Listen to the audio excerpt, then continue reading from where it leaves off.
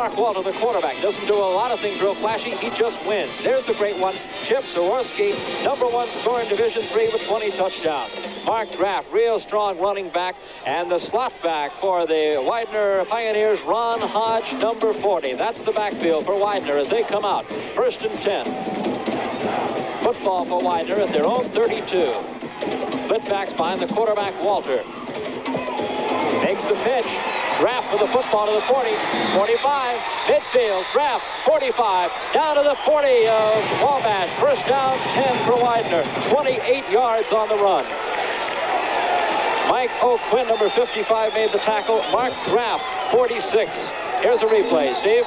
It'll be Mark Draft, the young man that's quite an athlete on the football team. They run the option play, pitch the ball by the quarterback there, and Draft will come and use his speed. He's got 4.6 speed, and you'll see him carry the football. This is the option. They have 3 plays: speed, dream, and option. Brett Giuliano, 61, was out leading the blocking. Big hole and going right through is Zaworski, all the way inside the 30-yard line. As we mentioned, as Steve told you, Widener are a very basic football team, and you can see why you need more than 3 plays when you run them like this. The reason is, Chris, they say that they want to believe in simplicity, consistency, and that gives them security, and they may not need any more than 3 plays. The Wabash defense, a lot of young players in there as they're facing Widener. Widener first down and 10, inside the 30. Handoff again, Zaworski. Gets short yardage there, stacked up on the play. Chuck Fisher, 63, left tackle. Junior makes the tackle. There you see Chip Zaworski from North Wales, Pennsylvania. 6 foot, 193-pound senior. Got 3 on the carry. It'll be 2nd down and 7 Widener at the Wabash 25-yard line. Good last shot of the Widener huddle. The center, Doug Schmitz.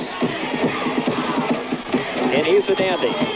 Mark Walter, the quarterback. Inside it goes again to Zaworski, and fine defensive play. Wabash, Mark Knopfsinger, number 8, came in from his in position to help make the stop. It's going to be 3rd down at about 5 for Widener College. Zaworski, here you see his statistics. In 1977, over 1,400 yards. He averages 6.2 yards every time he touches the football. 19 touchdowns by rushing and 1 by pass receiving. 20 total, leading scorer in Division III. Walter, he wants to throw. It is tipped up and intercepted by Wabash. Bill Cannon, 59, the linebacker, to the 25-yard line. Bob Brewster made the tackle, number 77 for Widener, as Bill Cannon, one of the outstanding defensive players for Wabash. Here's a good shot of him. He's a junior out of Indianapolis, Indiana. 6'1", 195 pounds, and Wabash will take over 1st and 10, and it's 21.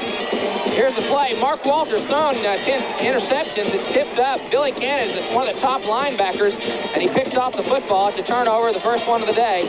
We'll see a lot of Bill Cannon today, number 59. Wabash, first play, hand off the left side. It is John Berry, number 22, the fullback, who goes up to the 30-yard line. Wayne Pierce, the middle linebacker, made the stop. Let's take a look now at the starting backfield for the Little Giants from Wabash. Here's Dave Harvey, the great quarterback, passing for over 2,200 yards and 15 touchdowns. Randy Mellinger in the backfield, also his 2nd leading receiver. He has 12 touchdowns. Tom Conway, he'll be alternating fullback along with this young man, John Berry, who's starting, and the starting receiver, Mick Martin. Handoff, this one goes to Mellinger. Mellinger goes inside near the 35-yard line and close to a 1st down.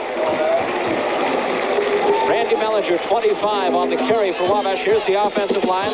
Brett Lekarsik again, along with Jeff Summers, Tom Petrowski, Rick Windhorn, Dave Bennick, who is considered their outstanding lineman at right tackle. Greg Cosman, he's a wide receiver. Wabash again will spread receivers all over the football field. Good shot there of Dave Harvey, All-American candidate from Wabash, Division III quarterback of the year. Pitch goes out to Mellinger, sweeps the right. Great defensive play, caught back at the 30-yard line. Making the stop was John Connor, the outside linebacker, one of the co-captains of this football team, and a good one. They like to run the option play a lot. Now they have a more varied offense. They'll run out of the veer offense. Also, they'll go to the shotgun to throw the football. And Harvey, the quarterback, to watch all afternoon. And they're going against one of the strongest defenses that Widener's ever put together.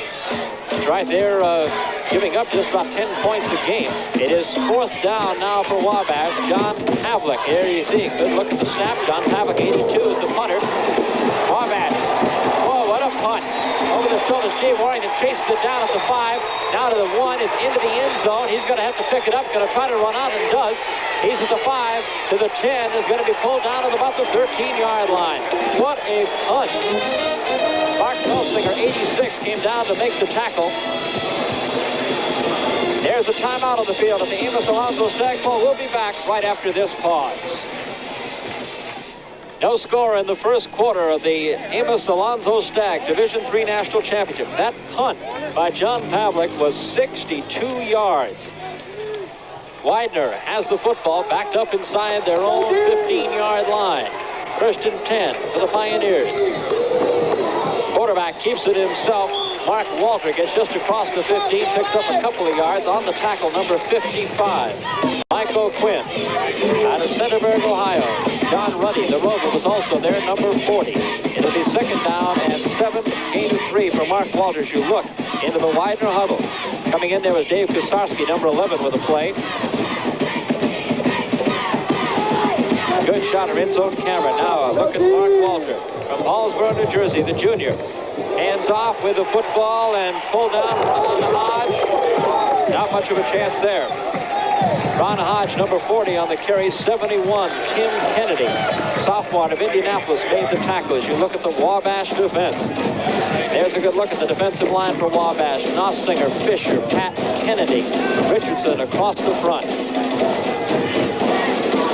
This is third down and 5. Keep in mind, Widener must reach the 24 for the first down. Handoff flag goes as well, and Mark Draft is pulled down at the 20, short of the first down. We also had our first penalty flag of the game. Mike O'Quinn, 55, the linebacker, made the tackle on Mark Draft. Illegal procedure, the call. It is against Widener. Let's see what they want to do. Widener College took that opening kickoff and drove down inside the Wabash 20 before a pass interception. Good look across the sidelines of Widener and a coach, Bill Manlove. Boy, what a job he has done at that school, Steve. He's a fine coach. The thing, I'm so impressed with the fact that they can run with only 3 plays on offense. He believes to play solid, consistent offense and real strong defense. Here's a fine kicker, John Furco for Widener. They're going to kick it away on 4th and 3. Big rush, it's blocked. Wabash blocks it. It's in the end zone. Touchdown. Wabash has scored first. On the football, Dave Galloway, number 45, a sophomore out of Highland, Indiana. The block, I believe, was made in there. We'll try to check. I think it was Jerome Baldwin. If it is, that young man has blocked 3 punts this season. The guy who recovered it in the end zone for Wabash in the touchdown, Dave Galloway. So here is the extra point coming up. And there you see the Wabash bench. Are they excited? Wabash has scored first. 10:03 left in this first quarter. Tony Barrick to attempt the extra point. High snap. Barrick kicks it up. It's good.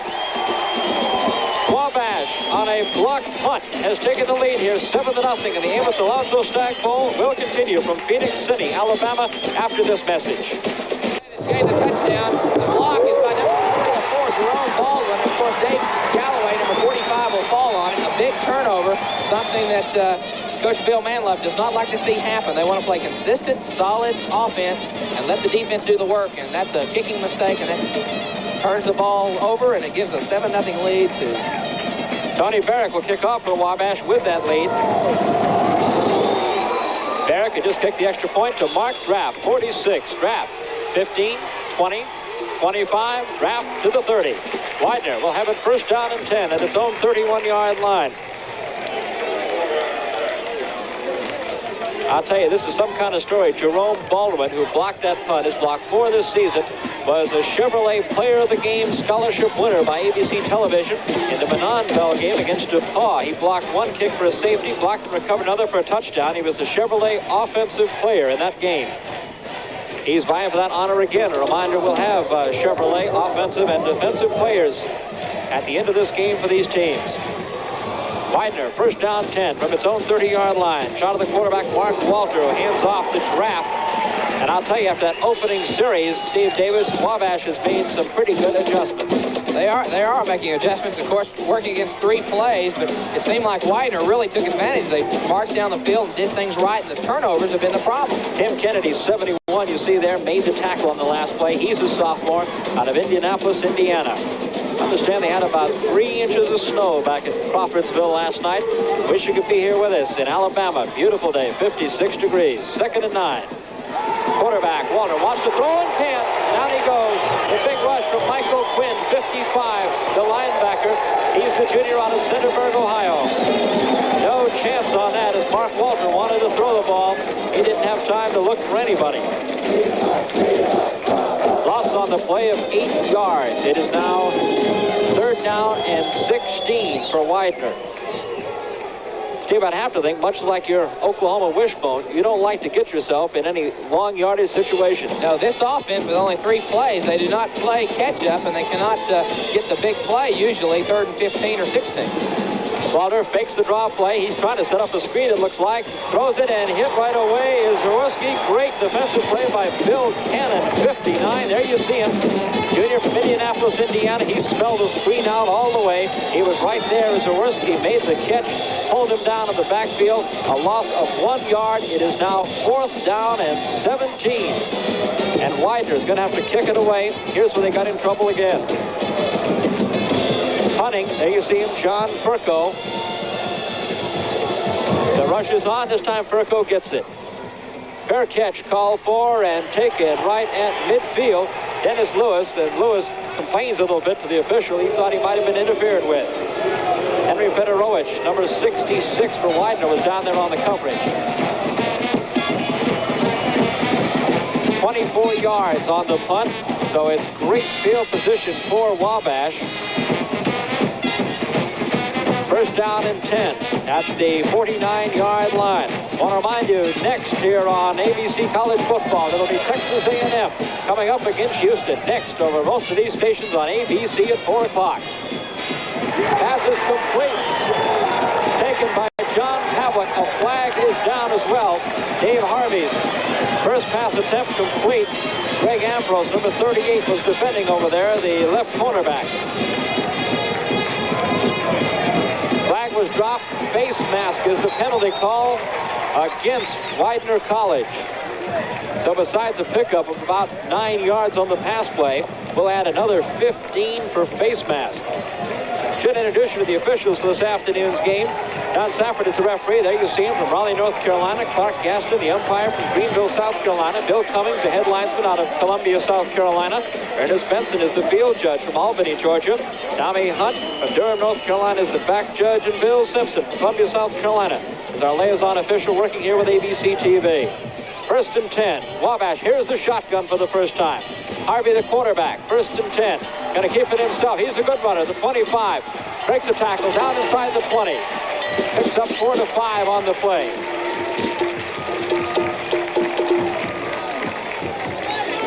Dave Harvey, there you see him. Steve, I guess we talked so much about him as a thrower. There you see some of the statistics. He also can run pretty well. Well, he is a pretty good runner. The thing is, in the shotgun, they want him to throw the football if he can, but the thing is, he's a good scrambler, so get him back there where he can see the defense, what they're doing, and make something happen. It's shotgun again for the Little Giants. 2nd and 5 at the 19-yard line. Wide open. Pass to Mellinger at the 20, the 15, and down inside to the 12-yard line. He'll have a 1st down for Wabash. It is 1st and 10. There's a good shot of Randy Mellinger out of Maryville, Indiana. 6 foot 190 and a junior. The tackle made by the Roverback, Steve Harrington. There's Randy, the 2nd leading receiver on this football team, as well as a fine offensive back. Number 11, you see him there, Dave Harvey, who breaks his team's huddle. He's got a hot hand throwing here early. 1st and 10 at the 12-yard line. Harvey from the shotgun wants to throw again. Throws to the end zone. It is overthrown. Intended for John Pavlik, number 82. Defending, number 42, Al Thomas, a sophomore out of Darby, Pennsylvania. Looked like we might have had a broken pattern there. Well, he kind of took the pressure there by the defensive lineman, and I think he was trying to throw it out of bounds because he ended up on his backside a little bit, so I don't know that he was really trying to complete it. There's a pretty young lady here in Phoenix City, Alabama. I knew you'd notice that, Steve. That, by the way, was the first incomplete pass for Dave Harvey. He is 2 of 3 at this point for 22 yards. It is 2nd down and 10 for Wabash. Football at the Widener 12-yard line.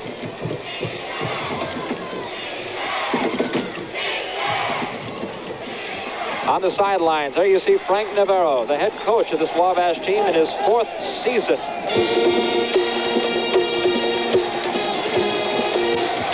Second down 10 from the 12-yard line. The quarterback, Harvey, throws open, tipped it incomplete. John Pavlik was behind the defensive ticket. Greg Hausman, 83. Greg Hausman, 83, was the intended receiver.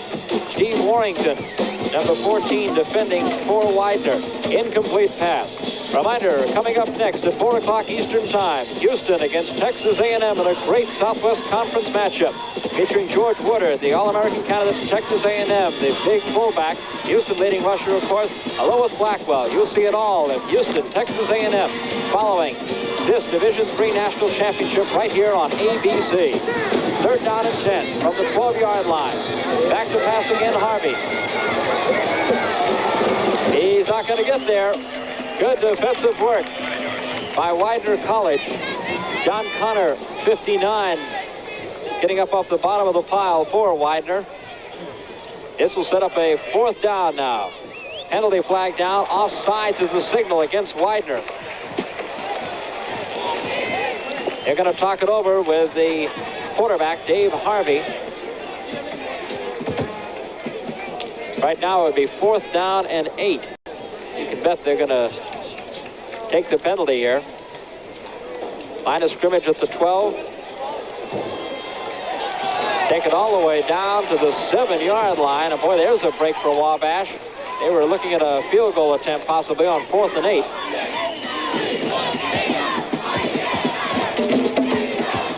Now they have it all the way down to the 7-yard line.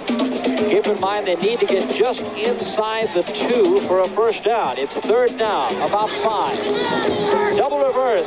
Back it comes to Berry, and Berry is going to be knocked out of bounds around the 5. He's short of a first down. The quarterback, Dave Harvey, hands it to 25, Randy Mellinger. Back to John Berry, number 22. Good defensive play, Ted Kukowski. The safety, number 32, knocked him out of bounds just inside the 5. The fans from Wabash want him to go for it. There you can see some of the Wabash faithful who came down here in chartered planes today to see this football game. You know, a lot of people kind of wonder what Division III football is all about. Well, I tell you what, I've seen as much intensity in this football game as any Division I game. You better believe it. This is 4th down and 3. Number 23, Tony Barrick, to attempt the field goal. It's going to be about 21 yards. It's up. It's good. And Wabash leads it 10-0 now. 6:27 to play in the first quarter. We'll return to Municipal Stadium in Phoenix City, Alabama for more of the Stagg Bowl after this. Hey, there you see some of the fans from Crawfordsville, Indiana. Wabash College, and boy, they have some faithful here dressed up in their red today. Go Big Red, they've been cheering. Steve Davis thought he was talking about Oklahoma. I tell you what, they're very, very excited and glad to be down here. They came down those flights and had a good time. And their team is leading right now 10-0. Widener, they have their fans across the way from Chester, Pennsylvania. And we're going to hear from them, I'm sure, before this afternoon is out. Kickoff by Tony Barrick, number 23. Again, waiting for it deep. Mark Draft has it at the 12. Draft, the 20, 25. Draft on his feet, 30 to the 33-yard line.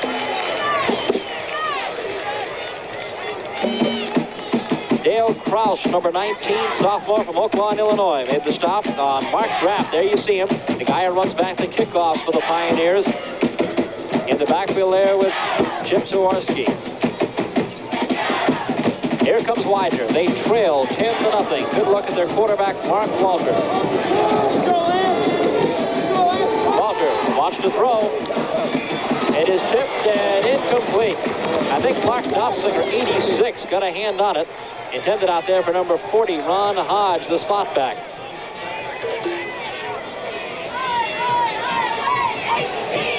Tim Kennedy, 71. Defensive right tackle is putting some good pressure on. Coach Bill Manlove, Chris, really talked uniquely about Mark Walter, that he doesn't have a whole lot of ability, but he does things right. He doesn't make mistakes. Good player. And he wins. Obviously, Widener 10-1, and here playing for the 10. There's the big guy, Chip Zaworski, across the 40 and close to a first down. Bob Brewster, 77, threw a good block. And Chip Zaworski goes roaring through from North Wales, Pennsylvania. Mark Walter, the quarterback, number 19. This is just the outside. They call it the dream play. They wanted a kind of a different type of look and uses Chip Jaworski's speed and his ability. He's a very good inside runner. Will be used inside more than Mark Draft, number 46. This is 3rd down and 1 now for Widener College at their 43. When they need a yard, they give it to that guy, and that's why he's the number 1 scorer in Division III. Jaworski goes across the 45 for the first down. Bill Cannon, the linebacker, 59, made the tackle. We saw Chip at our hotel this morning before we left. He gave me a quick pronunciation lesson. You see some of the statistics on him. I tried it 3 or 4 ways, and I hope we're close. He said his mom and dad are here, Steve, but his sisters and brothers are watching at home, so I hope we're close with Zaworski or Zawiski or Big Z. Yeah, there he is. The quarterback, Walker, on first down and 10, makes the pitch to Mark Draft, and Draft across the 50 into Wabash territory. Now a flag goes down. A late flag comes in all of a sudden. Yeah, clipping is going to be the call against Widener. And, well, I'll tell you, Widener has had all the bad luck so far on penalties. Certainly have. This is not what Coach Manlove calls good offense. He wants to not beat himself, put him in a bad situation on offense right now. They've had several turnovers and problems on offense. There's a good shot of Frank Navarro, head football coach of Wabash. Look at the career record, 79, 64, and 4. Done some kind of job with this football program there. Wabash, an all-boys college in Crawfordsville, Indiana. The penalty stepped off, 15 yards clipping there. Bill Manlove across the way. Career record of 67 and 20. In the last 4 seasons, Manlove has coached Widener to 36 wins and just 4 losses. Incredible record. Hand off at the middle again. It is Zaworski, the big guy, just short yardage. He falls forward across the 35. Tim Kennedy, 71. Along on the tackle. There's one of the queens here, Steve. Quick shot of some of the royalty we have in the stands. They have Miss Columbus, Georgia here, Miss Phoenix City, Miss Georgia, Miss Alabama. Miss Peanut, I think. Yeah, Miss Peanut Festival is here. There's there's one of them. I don't know which one she is, but she's very, very pretty. 2nd down, 21 now for Widener. Back to pass, Walter, he can't. Formed under, 40, John Ruddy. 53, the nose guard, Dave Payton, and 71, Tim Kennedy. Combined to make the stop, a loss of 6 yards on the play. Widener now with 3rd down and 27. And the Wabash fans here love it. John Ruddy's a 200-pound sophomore from Chicago, and they call him the blitzer. The guy, he really comes strong. He does a lot of quick stuff coming from his rover position. Hey, you saw a good shot of Ron Hodge, the slot backs. He went to the right side. 3rd and 27 for Widener. The reverse. Walker Carter, great speed at the 35, flags all over the place. Flags fly as Walker Carter is knocked down just across the 36. It was pretty obvious, Chris. Number 72, we don't like to point out mistakes, but Bill Fulton, he's only played in the playoffs. And he made a pretty legitimate clip, and the referee was right on top of it. And an offensive mistake sets them back again. Here it is. This is a new wrinkle in their offense. He didn't tell me about this play. Coach Manlove, a new play. They now have 4 plays in their offense. There's a reversal. Let's see if you can find 72, Bill Fulton, that'll make the clip. Right there's the clip on the far right of our monitors and your screen at home. Hey, you see the scoreboard, 3:52 left in the first quarter. Wabash 10 and Widener nothing. They declined the penalty. They want to bring up 4th down, and that's what it is. 4th down. Widener will have to punt it away to Wabash. You pointed out, Steve, it's true, Bill Fulton, just a freshman. He's had to come in and has started in the 2 playoff games after a knee injury to their regular. He's done quite a job, the young freshman. Flag fly, and there's the punt by John Furco. Gets a good roll for Widener College. Down inside the 35, but a flag was thrown back at the line of scrimmage. 31-yard punt for John Furco. There's a lot of reason for, a lot of penalties to happen early in the football game, because this game is for a national championship. In Division I, you only have a chance to be a fictitious national champion. And right here, these 2 teams, after 60 minutes of play, will know that one team is the best of Division III and the other is the second best. There's 200-plus teams in Division III football, and they have a unique opportunity to be crowned the best, and that would cause anyone to kind of tighten up a little bit, have to experience the pressure. That penalty was offsides against Widener, so Wabash is going to do it. Next, coming up on ABC, Texas A&M against Houston, a big Southwest Conference football game. 4 o'clock Eastern time on these ABC stations. Boy, that'll be a dandy. Cougars and the Aggies. Division III championship right here as Wabash leading 10-0. John Connor, 59, made the tackle. John Berry, 22. You see getting up there, the fullback on the carry for Wabash. It'll be second down and about 6. Football at the 36-yard line. Wabash with it. Split backfield behind the quarterback, Dave Harvey. Harvey, handoff up the middle with the football goes John Berry near the 40-yard line. Short of the first down. It'll be third down and short yardage. Wayne Pierce, 44, middle linebacker. Ed Coleman, number 55, the outside linebacker on the hit for Widener. But Widener's a team with just great defensive traditions, Steve. They are. I don't know if it's helping right now, but last night we were at the same hotel, Chris, and they painted their face masks black. Want to be tough. Here's John Berry, the fullback who was called in as a starter by Coach Frank Navarro today. And up the middle it goes. This is Randy Mellinger. Has the first down for Wabash. He slices across the 45 up to the 47, first and 10. Ted Kukowski, number 32, the safety, made the hit on the play. Did get to finish my statement, but they painted their face mask black for Widener because the old Pittsburgh Steelers, a lot of their idols play on that football team, and they're trying to play with those black face masks this afternoon. First and 10, Wabash, their own 47. Handoff goes to John Berry, who jumps over left tackle there for just a yard or two. Wayne Pierce, 44. Middle linebacker on the stop, along with Mike Petrone, number 75. Sophomore out of Norristown, Pennsylvania. Gained just a couple on the play.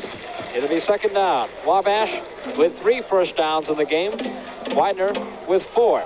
But Wabash leads it 10-0. An error in the kicking game, a block punt for a touchdown, has cost Widener.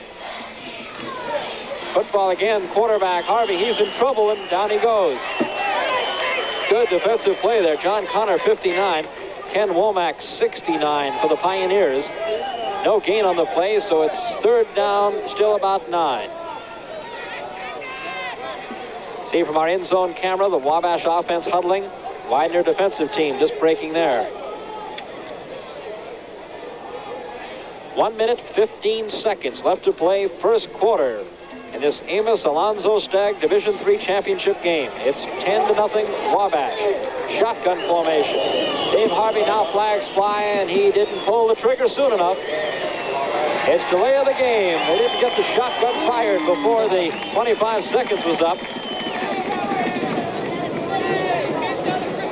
There's Coach Frank Navarro. Boy, I'll tell you, Coach hates to see that. Here you have third down, tough enough with about 9, but add another 5 yards to it. Clock running now. It'll be less than a minute to play when get this play off. Dave Harvey from the shotgun. Wants to throw, now fakes it. Now throws, it is caught, first down by Randy Mellinger. The halfback all the way up to the Widener 36-yard line. Ted Kukowski, 32, made the stop. 21-yard pass play. 21 yards on the pass play. Dave Harvey to his halfback, Randy Mellinger, who, we've told you, is the second leading receiver on this team. That's one of the things that the shotgun formation does. You've got a great, talented quarterback in Dave Harvey. He gets back, he's set, he's ready to throw the football, and he puts pressure on the defense, and that's how Mellinger made the reception. That's something that Wabash just showed in the playoff games. Handoff up the middle to John Berry for short yardage. Good play there by middle linebacker, number 44, Wayne Pierce. 25 seconds left to play in the first quarter. Wabash leading Widener 10-0. Thomas Conway has gone in at running back, replacing John Berry. He's number 34. You see him there. Getting set. Dave Harvey, the quarterback. We're in zone camera. Here comes the reverse. Back it goes to Berry. Berry trying to get outside and can't. They had Conway in, put Berry instead of in the backfield. put him out in the slot position, tried the reverse, and Ed Fulmer, 55, the outside linebacker, just wouldn't let it go. That's going to be the end of the first quarter here in Phoenix City, Alabama. Wabash leading here 10-0. A timeout on the field of the Amos Alonzo Stagg ball. We'll be back right after this pause. Ready to start the second quarter of the Amos Alonzo Stagg Bowl, the national championship for Division III. Our score, Wabash 10 and Widener College nothing. Wabash on the drive, third down, football at the Widener 37-yard line. It's third down and 11 from the shotgun. Dave Harvey, All-American candidate at quarterback, throws the screen. Mellinger has it, hit right away and down. Back to the 41. Great defensive play by Wayne Pierce, number 44 from Widener College. From Runnymede, New Jersey, 6'2", 227-pound junior. And Wayne Pierce made quite a football play, Steve. He was one of their top linebackers, and right now watch Dave Harvey. He's back. He's going to set the screen. You see the offensive lineman moving to the left, and they're all set, and all of a sudden, there's number 44, Wayne Pierce, and he just goes right through him. Somebody missed him, and he makes the great play. John Pavlik punting, line drive kick. He gets off, and it's going to go out of bounds at the Widener 12-yard line. And of course, Wabash very much aware of Steve Warrington, number 14, one of the outstanding punt returners in Division III football for Widener, and they don't want to give him a chance to try to run with it. So Widener, as they really have been, since I guess their opening series, not with the best field position. They're backed up at their own 12-yard line. First and 10. They trail 10-0. Quarterback Mark Walter, number 19, brings his Pioneers up to the line. Widener in Columbia blue and gold today. Handoff goes, Chip Zaworski, and he gets maybe up near the 15 before he's pushed back. A host of red jerseys. Mark Knopfsinger, 86. One of them over there, along with John Ruddy, number 40 for Wabash. Good shot again of the Widener huddle. Chip Zaworski, the number 1 scorer in Division III football with 20 touchdowns. Picked up 3 on the last play, Zaworski, so it's second down and 7 make it now. Back to pass. Walter wants to throw. He's got a man open here at 50 and overthrows him. Intended for Dave Pisarski. He had beaten the Wabash secondary and was open at midfield, just slightly overthrown. Was overthrown. Quarterback made a good drop back on the play and did things right, but the ball was just a little bit too strong for him.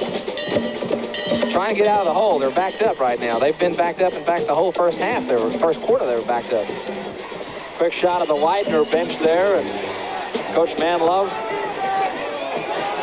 Quarterback Mark Walter needs a big play here. Third down and 7. Keep in mind, Widener needs the 22 for a first down. Pitch goes to Mark Graff. 20 has the first down. All the way out to the 28-yard line. Fred Giuliano, 61, the left guard, pulling on the play. Made a heck of a block. We'll see it on replay. It's a counter option type play, and he goes down the line. He pitches the ball off the end to Mark Graff. He's using his 4.6 speed.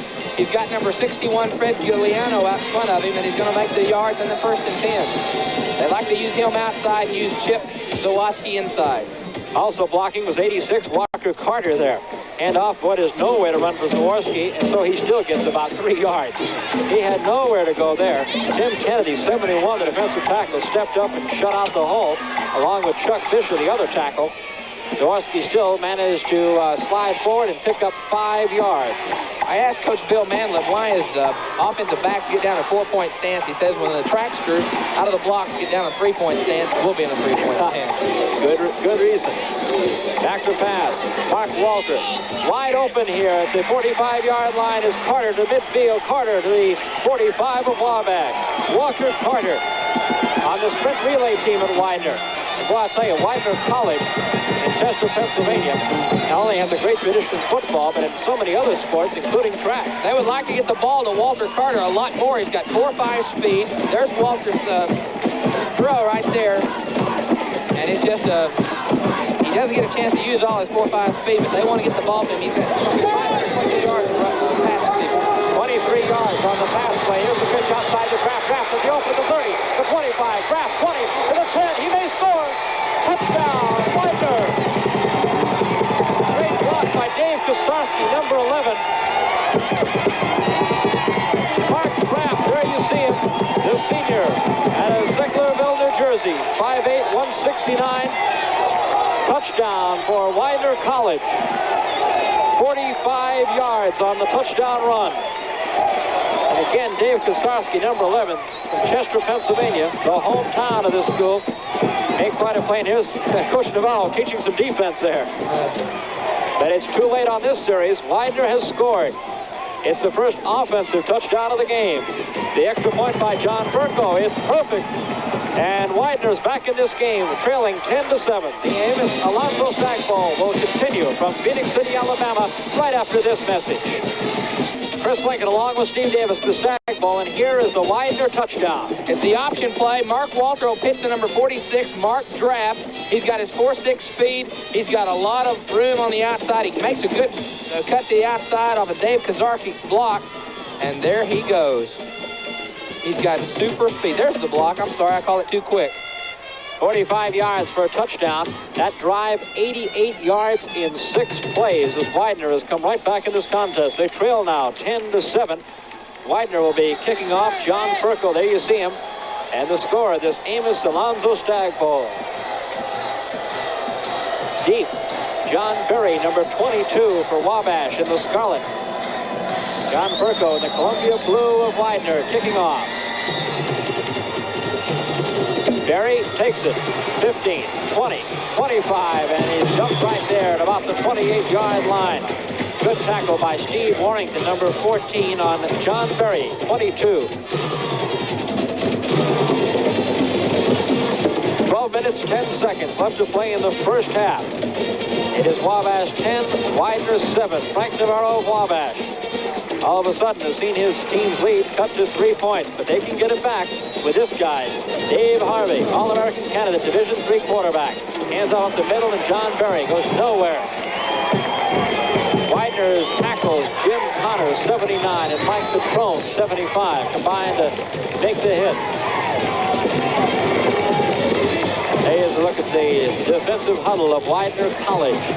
Number 44, Wayne Pierce, on the defensive signals. And a look for our end zone shot. You're looking at the way the Widener defensive team is staring at the Wabash offense. Wabash breaks the huddle. Al Madrowski, the center, over the football. A shotgun now. Dave Harvey on 2nd and 9. Wants to throw. Does. To Mellinger. Mellinger up to the 35-yard line. It'll be short of a first down by about 4 yards. Tackle by John Connor, 59. Randy Mellinger, 25 on a little screen pass. Takes it up to the 35-yard line. It's 3rd down and 4. Coming in for Wabash, Greg Cosman, 83.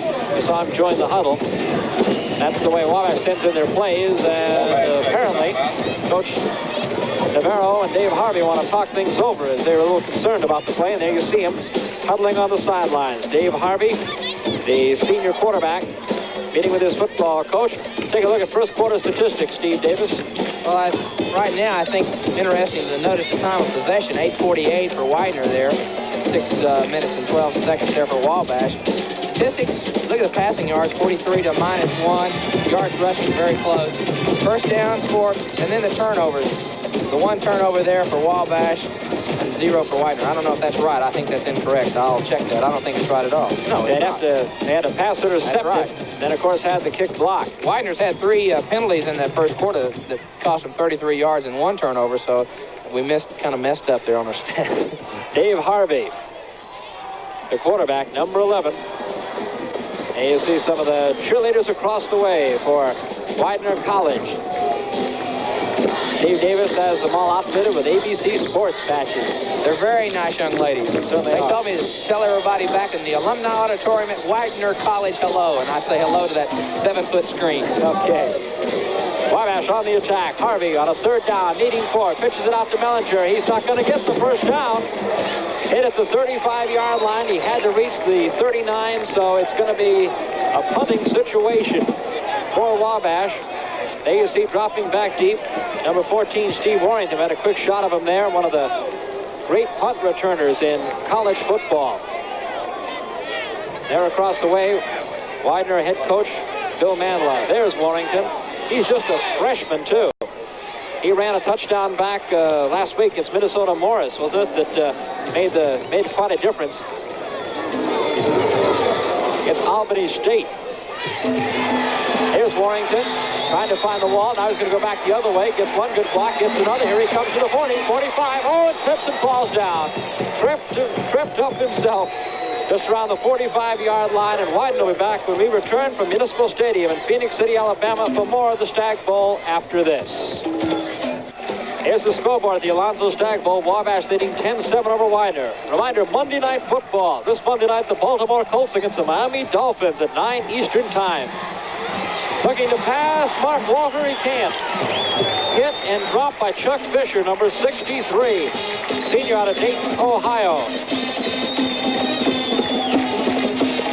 9:50 left to play in the second quarter. Again, Wabash leading 10-7 over Widener. Again, Monday Night Football. This Monday night at 9 o'clock Eastern on ABC.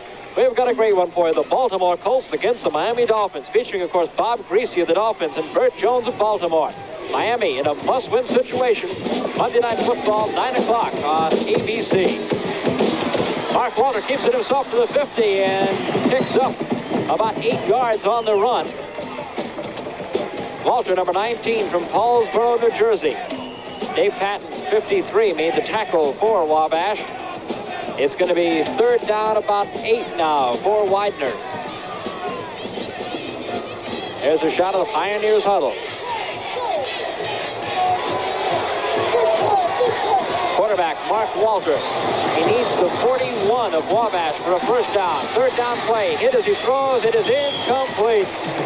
The guy who made that play was John Ruddy, number 40. The intended receiver out there was 86 Walker Carter. You see going back to the sideline, and Walker had his man beat. It turned out to the sideline, but Mark Walter just did not have time to wait for him. Great pressure from John Ruddy. So it's fourth down, and Widener begin to kick is John Furco, number 10, averaging 34 yards a punt this season. Center Doug Schmidt snaps it back to him, and Furco kicks it away. High kick, end over end. It is fumbled and knocked out of bounds. Dennis Lewis, number 26, tried to make the catch. It bounced off him, but fortunately for Wabash, went out of bounds. Al Minker, 39. The freshman was down there covering for Widener. There's some of those Wabash fans we told you about. They, in fact, I understand, Steve, had chartered a 747 jet to bring their fans down and found out there was no place to land it here. They love their football team. That's the way it ought to be. Wabash with the football. John Berry stumbles for just a couple of yards on the play. John Connor, 59. Wayne Pierce, 44. Made the tackle for Widener.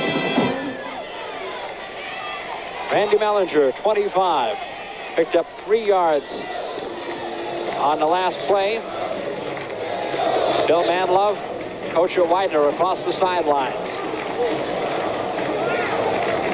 Here come the little Giants. Harvey, inside reverse. It comes to John Berry, and Berry goes nowhere. Swarmed under at the corner there. On the tackle, Al Thomas, 42, 64. Tim Lord was also over there. John Berry found a little running room around there. Football at the 20. It's third down and 5.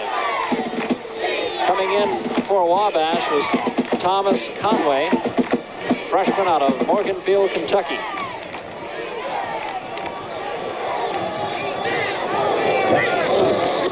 Wabash, inside reverse, comes again to John Berry and knocked off his feet. He's going to be short of the first down. He had to get to the 25. It's going to be right there at the 20. Lord on the tackle, number 64. So it'll be a punting situation, fourth down and 5 for Wabash.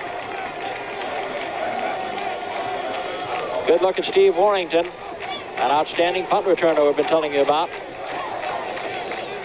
John Pavlik, deep to punt for Wabash. Gets a low snap, but no pressure as Widener setting up the return.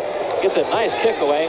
Warrington takes it into 35, straight up the field to 40. 45, Warrington, midfield, and is knocked down at the Wabash 47.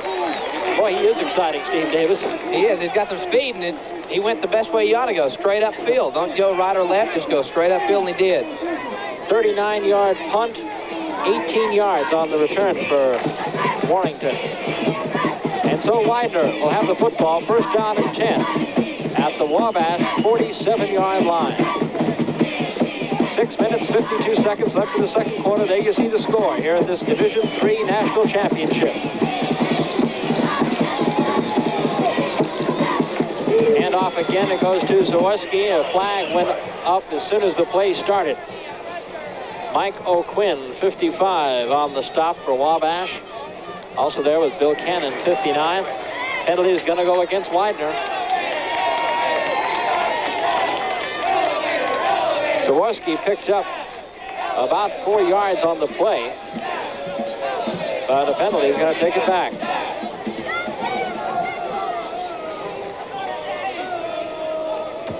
Mark off of 5 yards.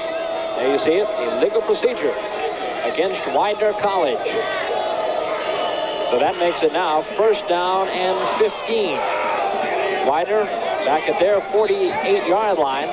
They need to get to the Wabash 37 for a first down. Quarterback Mark Waldrate is knocked down. Up in his face was Chuck Fisher, 63.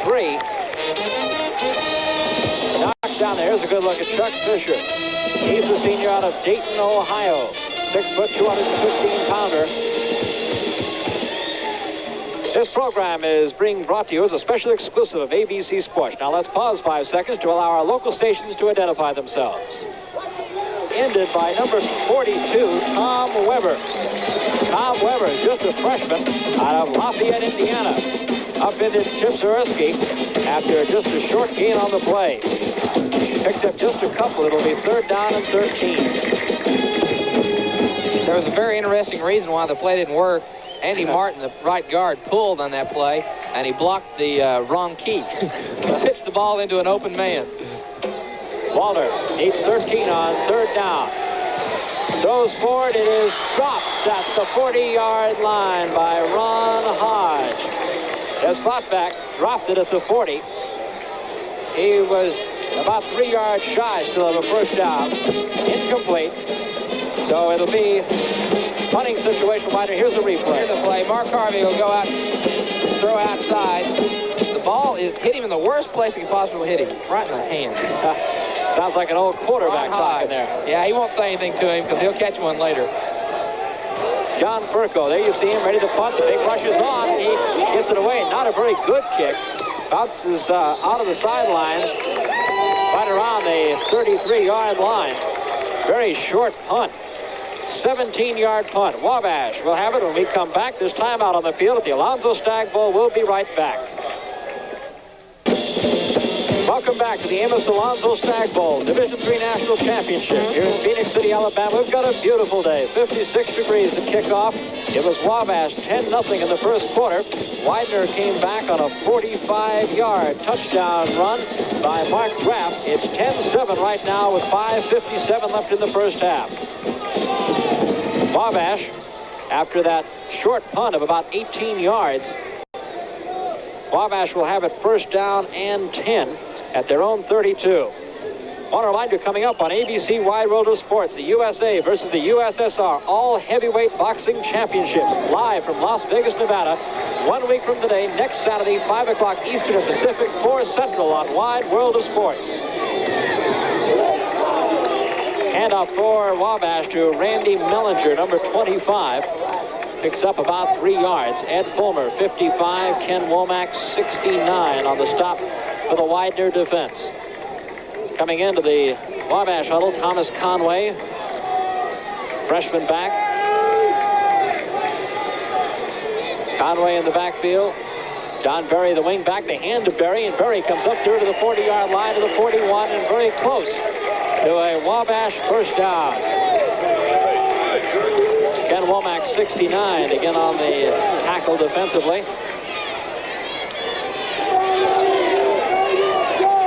It's going to be just short, third down and 1. Here's John Berry, who's really done most of the running in this first half for the Little Giants of Wabash. He's the backfield at the top of the screen now and gets the handoff again as they try for first down on third and about a yard. He got it, I believe. John Connor, linebacker, 59, made the hit. Wabash fans anxiously awaiting a first down sign, and the official, I think, wants to take a look at this one.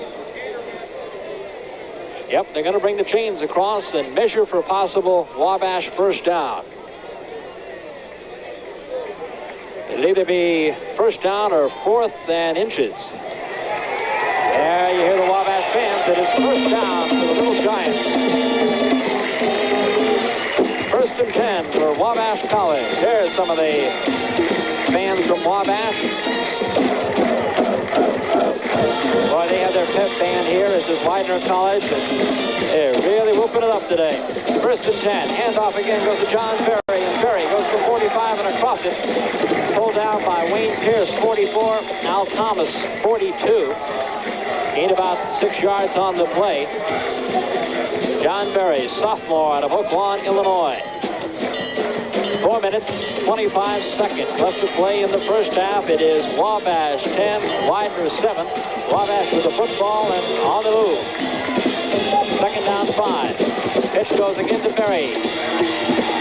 Across midfield in the Widener territory, and looks like he has a first down. It is first and 10 for Wabash.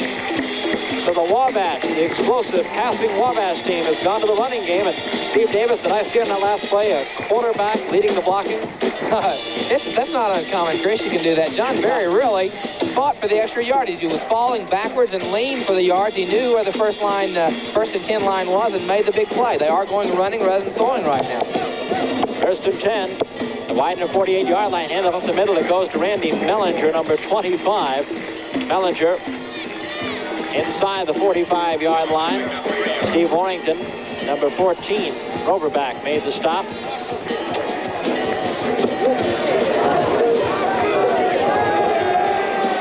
There's some fans here at the Alonzo Stagg ball game. Second down and 7. Pitch back again. It goes to Berry, and Berry gets near the Widener 40-yard line. It'll be third down, about 3. Ed Fulmer, 55. Tim Lord, 64. Combining on the tackles for Widener. That time I saw something I don't like to see a whole lot of. I saw Dave Harvey, the quarterback, 185-pound senior, go block. That's giving up your body for your backs. Third down and 4 right now. Third and 4 for Wabash. Need to get to about the 37 with the first down. Big rush is on, tipped down, almost intercepted by Big Ken Womack, number 69.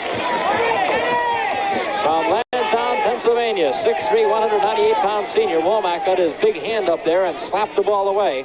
See it again on replay. Dave Harvey, number 11, the quarterback, dropping straight back, drawing the line. There's number 75, Mike Pretrone, coming to him. And right there, 69, Ken Womack is right in the way of that screen pass, trying to get outside.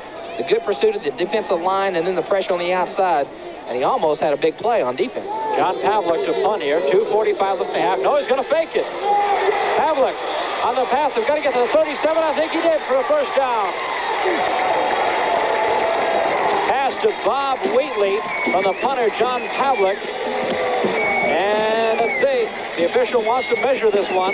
He's very close to a first down as Wheatley comes out of the football game. He is normally a safety on defense. We'll see it again. Here's Pavlik, the punter, number 82. You can tell he's delaying. He's saying, where are they? They're not coming. Then he's going to drop the pass over here to Wheatley, number 5. And he gets the first and 10. And that is interesting football. Taking a little bit of a gamble, a good call, and it worked. And just barely, he measured it. It was just about the length of the football. That's all it takes. That's it. First down and 10. Wabash, 7 first downs, all of them passing. First and 10 at the 37-yard line. Mix up, and Berry collides with his quarterback, Dave Harvey. Berry just lowered his head and dove for about the 35-yard line for a couple of yards. Chris, when you're going for a national championship, the trophies are down on the field right now, and the guys have a chance to see what they're like. You throw everything you've got at it. A fake punt, you're going to see some reverse plays. You're going to see it all this afternoon because two teams are going for a national championship, and one team will be the best, one will be the second best.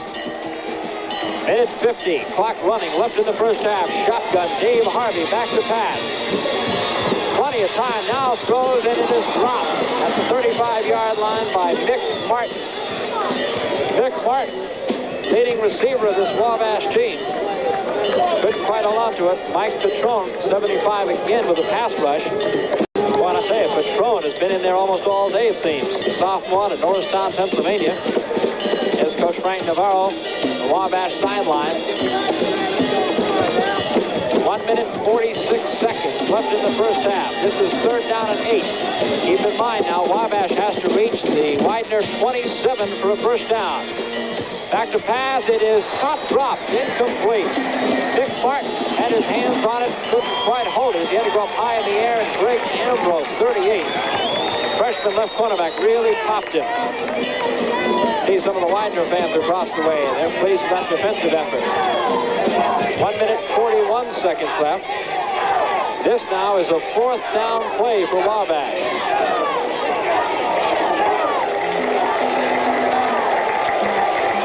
Minute 41. Shotgun. Dave Harvey, they've got to reach the 27 of the first down. Harvey starts to run for it. Being chased, and he's not going to make it. Run out of bounds at about the 33-yard line by Ken Womack. Number 69, John Connors, 59. And there you see quarterback Dave Harvey heading back to the Wabash bench as the Little Giants went for it on 4th and 8. Came up about 4 yards short. Across the field. See Dan Menlove, and there you see a score of the Division II championship semifinal. Lehigh leads California Davis 16-8 in the second quarter. Next week, the championship game, Pioneer Bowl on ABC. With the football, Mark Walter, the Widener quarterback, gets a short gain on the play up across the 36-yard line. Bill Cannon, number 59, made the tackle. The other Division II championship semifinal, look at this score. Jacksonville 17, North Dakota State nothing. Second quarter of the Grantland Rice Bowl. Again, the winner of those two semifinals, see him next week in the Pioneer Bowl on ABC. The Division II championship. Mark Walter throws over the middle and caught. Complete at the 45-yard line of Wabash by Dave Kosarski, number 11. 20 yards on the pass play. Mark Walter to Dave Kosarski. John Ruddy, number 40, the roverback, made the stop. They're moving the sticks up. And we have a timeout on the field as coming over the sidelines. Bill Cannon, 59, talking to his coach, Frank Navarro. There's the Widener sidelines. Coach Bill Manlove, as they'd like to try to move into some kind of scoring opportunity here before the half ends. Here's a replay of it. Mark Walter, number 19. Now watch it right across the middle. There he is, Kosarski. Caught there for a 20-yard pass play. Bill Cannon, 59, made the tackle. 54 seconds left to play in the first half. Should remind you that Widener has an outstanding field goal kicker in John Furco. There's their quarterback, Mark Walter, the junior who has led the Pioneers into the national championship. Back he goes to pass. Walter, it is going to be slightly underthrown, incomplete. Intended out there for Ron Hodge, number 40. There's a shot of Hodge. He's a senior, playing in his final game for Widener College out of Oakland, New Jersey.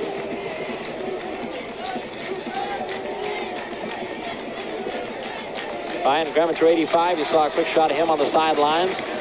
He alternates with Kosarski bringing in the plays. His second down and 10. From the Wabash 44-yard line, Mark Walter wants to throw. It is complete. Lateral play. The 30, 25, and knocked down. Chip Zaworski took the lateral from Walker Carter. And a first down. All the way down to the Wabash 22-yard line. Boy, there's some razzle-dazzle for Widener. Watch this. Mark Walter, the quarterback, passes here to Walker Carter. We'll have for in a moment. Quick pass on the sidelines, and out of bounds goes Walker Carter. Quick slant as we're back to live play. Carter took it to about the 16-yard line. They're going to mark it at the 17. It'll be second down now for Widener. 34 seconds left on the clock in the first half. Second and 6. Widener trailing 10-7. Trying to take the lead before halftime. Walter scrambling, and he's going to be caught. Down he goes, back at the 25-yard line as the clock runs with 25 seconds. Mike O'Quinn, 55, made the tackle. 26 seconds on the clock, and Widener has taken one of their timeouts here. They trail Wabash 10-7. When they come back, it'll be third down and 14 when play resumes here in the second quarter. Steve Davis has made his way down on the field. He'll be talking to the coaches during the halftime break. We'll also have 10 high school bands performing for you. We'll talk about Wabash College with their president, Thaddeus Seymour, and also see scenes of the beautiful Widener campus near Chester, Pennsylvania. ABC, very happy to be able to bring you this Division III National Championship game. Live from Phoenix City, Alabama, here at the Amos Alonzo Stagg Bowl. It's third down and 14. Keep in mind now that Widener must reach the Wabash 11-yard line for a first down. 26 seconds left in the half. Mark Walter wants to throw. It's complete. First down to the 10, inside of the 5-yard line to Dave Kosarski. Oh, boy, was he open. Dave Kosarski was wide open in the middle, and Walter zipped it to him. They've called a timeout with 19 seconds left to play in the game in the first half. Let's see a replay. Mark Walter back to throw, looking over the middle all the way for Kosarski. There you see him cutting across, and there was nobody around. He just stumbled and fell, or he would have been into the end zone. Andy Martin, right guard, number 50, threw a good block for Widener to give quarterback Mark Walter time to throw that. And there is Mark Walter talking to Coach Bill Manlove as the official comes over to talk about the timeout situation. Looking at the offensive huddle of the Widener Pioneers is Mark Walter. Starts to come in, now turns, and gets a few more final instructions from Coach Manlove, and he'll join the huddle here in just a moment. 19 seconds left to play in the first half. There you see the score, Wabash 10, Widener 7. Widener, though, with a first down and goal at the Wabash 4-yard line. But I believe they are out of timeouts. Here comes Mark Walter, leading his Pioneers up to the line. Has Zawarski and Graff behind him. Back to pass is Walter. He's in trouble. Going to scramble. Walter to the one. Touchdown. What a run. Mark Walter was in real trouble back there. 2 or 3 red jerseyed Wabash Little Giants were all around him. And somehow, well, he did exactly what Coach Manlove says he does. Nothing very flashy. He just wins for you. Doug Schmitz, 51. Andy Martin, 50. The center and the right guard, respectively, on the block. But now watch this. Walter wants to throw, and he's in real trouble. There you see, just missing him his last pitch in 81. City goes straight up the middle of the field. The blocking of Andy Martin right ahead of him. The extra point by John Perko is good. And Widener, trailing at one point in this football game, 10-0, has now come back. And the Pioneers of Widener lead the Little Giants from Wabash 14-10 with 13 seconds left to play in the first half. There are the Widener College cheerleaders across the way as you see the score. Widener 14 and Wabash 10. And some of the Widener faithful coming down from Pennsylvania. And I'll tell you, they're enjoying this one. Both these colleges with just tremendous followers. Back deep for Wabash. John Berry, number 22, you see. John Perko, number 10, will be doing the kicking. That drive for Widener, 68 yards in 7 plays. Mark Walter scoring on a touchdown run of 4 yards. So Widener has its first lead, 14-10.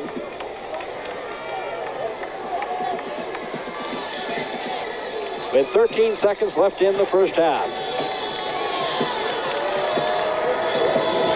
John Berry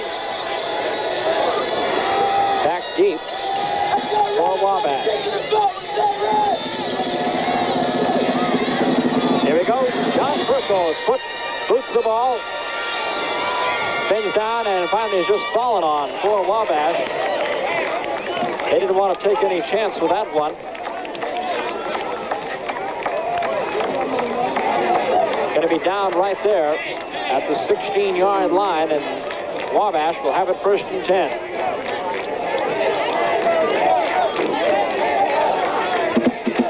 Into the picture is Dave Harvey, the quarterback for Wabash. They've seen a 10-0 lead disappear. They now trail 14-10 with 9 seconds to play in the first half. Handoff Mellinger goes off the right side, gets just a couple of yards. Number 25, Randy Mellinger. Tackle over there, Tim Lord, 64. Along with Ken Womack as time runs out here in the first half with the score. Widener 14 and Wabash 10. After a 10-0 Wabash lead, Widener has fought back here to take the lead 14-10, scoring just before the end of the first half. Steve Davis is down on the field now with Coach Bill Manlove of Widener. Steve? Coach Manlove, the idea that I thought you only had 3 plays in your offense, you kind of changed the flea flicker here.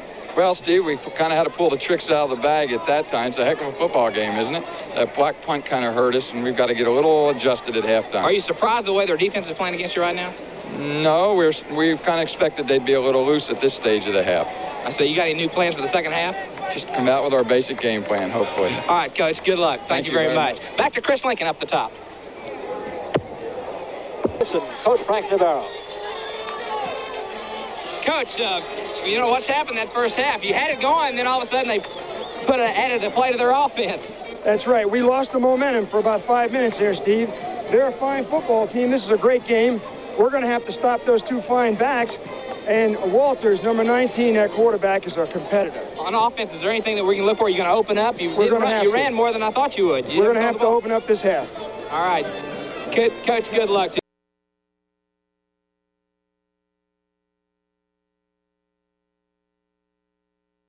A couple interesting notes. One from our Wabash spotter, one from our Widener spotter. Wabash has outscored its opponents 100-35 in the 3rd quarter this year. So Widener hands me a card that says Widener has outscored its opponents 111-6 in the 3rd quarter this year. So it looks like we're in for an explosive 3rd quarter of football here at the Amos Alonzo Stagg Bowl game. I want to recognize some of the folks from Wabash College. As we told you, Wendy Tucker's the sports innovation director, and she's done a great job for us here. The president, you met him at halftime, Thaddeus Seymour. Athletic director Max Surveys, who's also the defensive backfield coach and the wrestling coach. Widener College and Wabash, 2 of the great institutions of Division III, playing here today for the division's national championships. You look at the team huddle of the Little Giants of Wabash. This, by the way, is the 5th national championship in Phoenix City, sponsored by the Phoenix City Lions Club and the Shriners. Game chairman Roy L. Smith Jr. did a tremendous job organizing this event. We want to also be sure to recognize our spotters, Dan Collins from Widener, Fred Lane from Wabash, and Alvin Lindblad, flown in from Tulsa, Oklahoma to do statistics on this ABC game for us.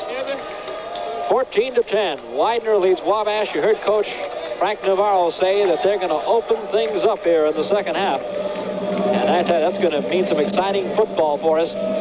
In the 3rd quarter, just about underway. It'll be Widener kicking to Wabash. John Furco, there you see him, number 10, will be kicking off.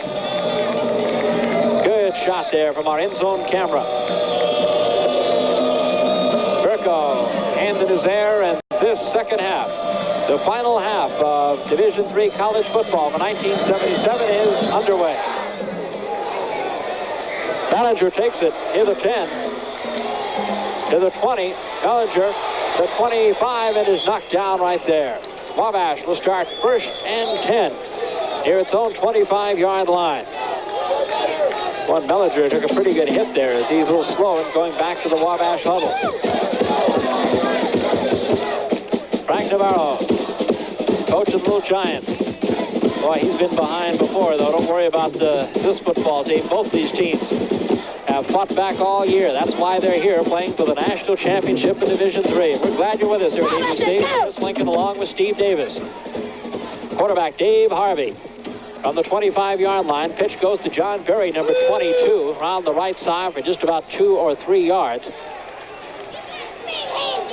Defensively, Ed Fulmer, the outside linebacker, number 55.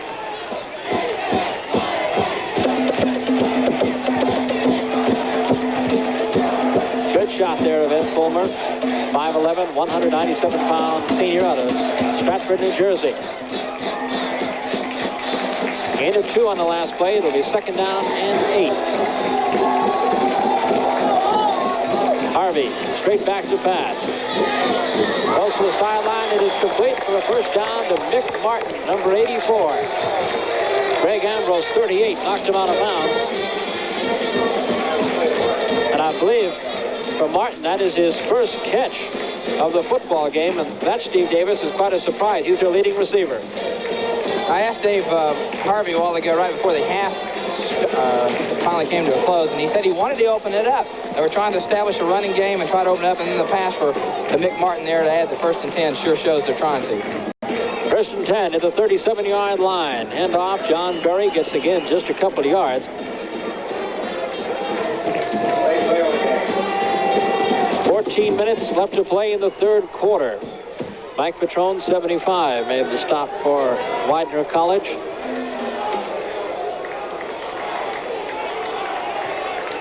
If you just joined us, this is the Division III National Championship, the Amos Alonzo Stagg Bowl in Phoenix City, Alabama. Widener leads Wabash 14-10. Wabash quarterback Dave Harvey loops it downfield, incomplete for Randy Mellinger.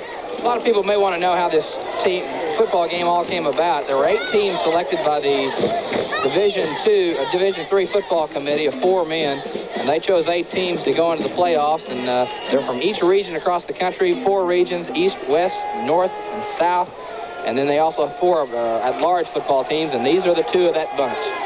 This is 3rd down and 10 now for Wabash. They need to reach their own 48 for a first down. They throw for a first down to Mick Martin, number 84, coming across the middle. Knocked down at the Widener 48-yard line. Al Thomas, 42. Middle linebacker Wayne Pierce, 44, combined on the tackle. That excites the Wabash fans, and there are a bunch of them here from Crawfordsville, Indiana. Little Giants are on the move. Back to pass, Dave Harvey. And again, it's to Mick Martin, first down at the 30-yard line of Widener. Ted Kukowski, the safety, made the tackle. Tom Madrowski, their outstanding center, doing a great job blocking. Here it is, Dave Harvey, number 11, the quarterback, drops straight back. Mick Martin, the top receiver, the tight end, will come down and across underneath the linebackers and makes the grab. That's his 3rd catch in this drive. And you can see Madrowski doing a good job blocking back there, number 50 for him. First down and 10. At the Widener 31, Wabash trailing 14-10, coming back here. Handoff goes to John Berry, and Berry down near the 25-yard line. That play, by the way, with Harvey blocking, was also just put in for the playoff game against St. John's. They've been using it since in the playoffs. Ted Kukowski, the safety, made the tackle. Pick up on the play of 5 yards. It's 2nd down and 5, Wabash at the Widener 25-yard line. End zone shot. A quarterback, Dave Harvey, back to pass. Looking for Meyer. Has it. Martin has it. Down at the 10-yard line.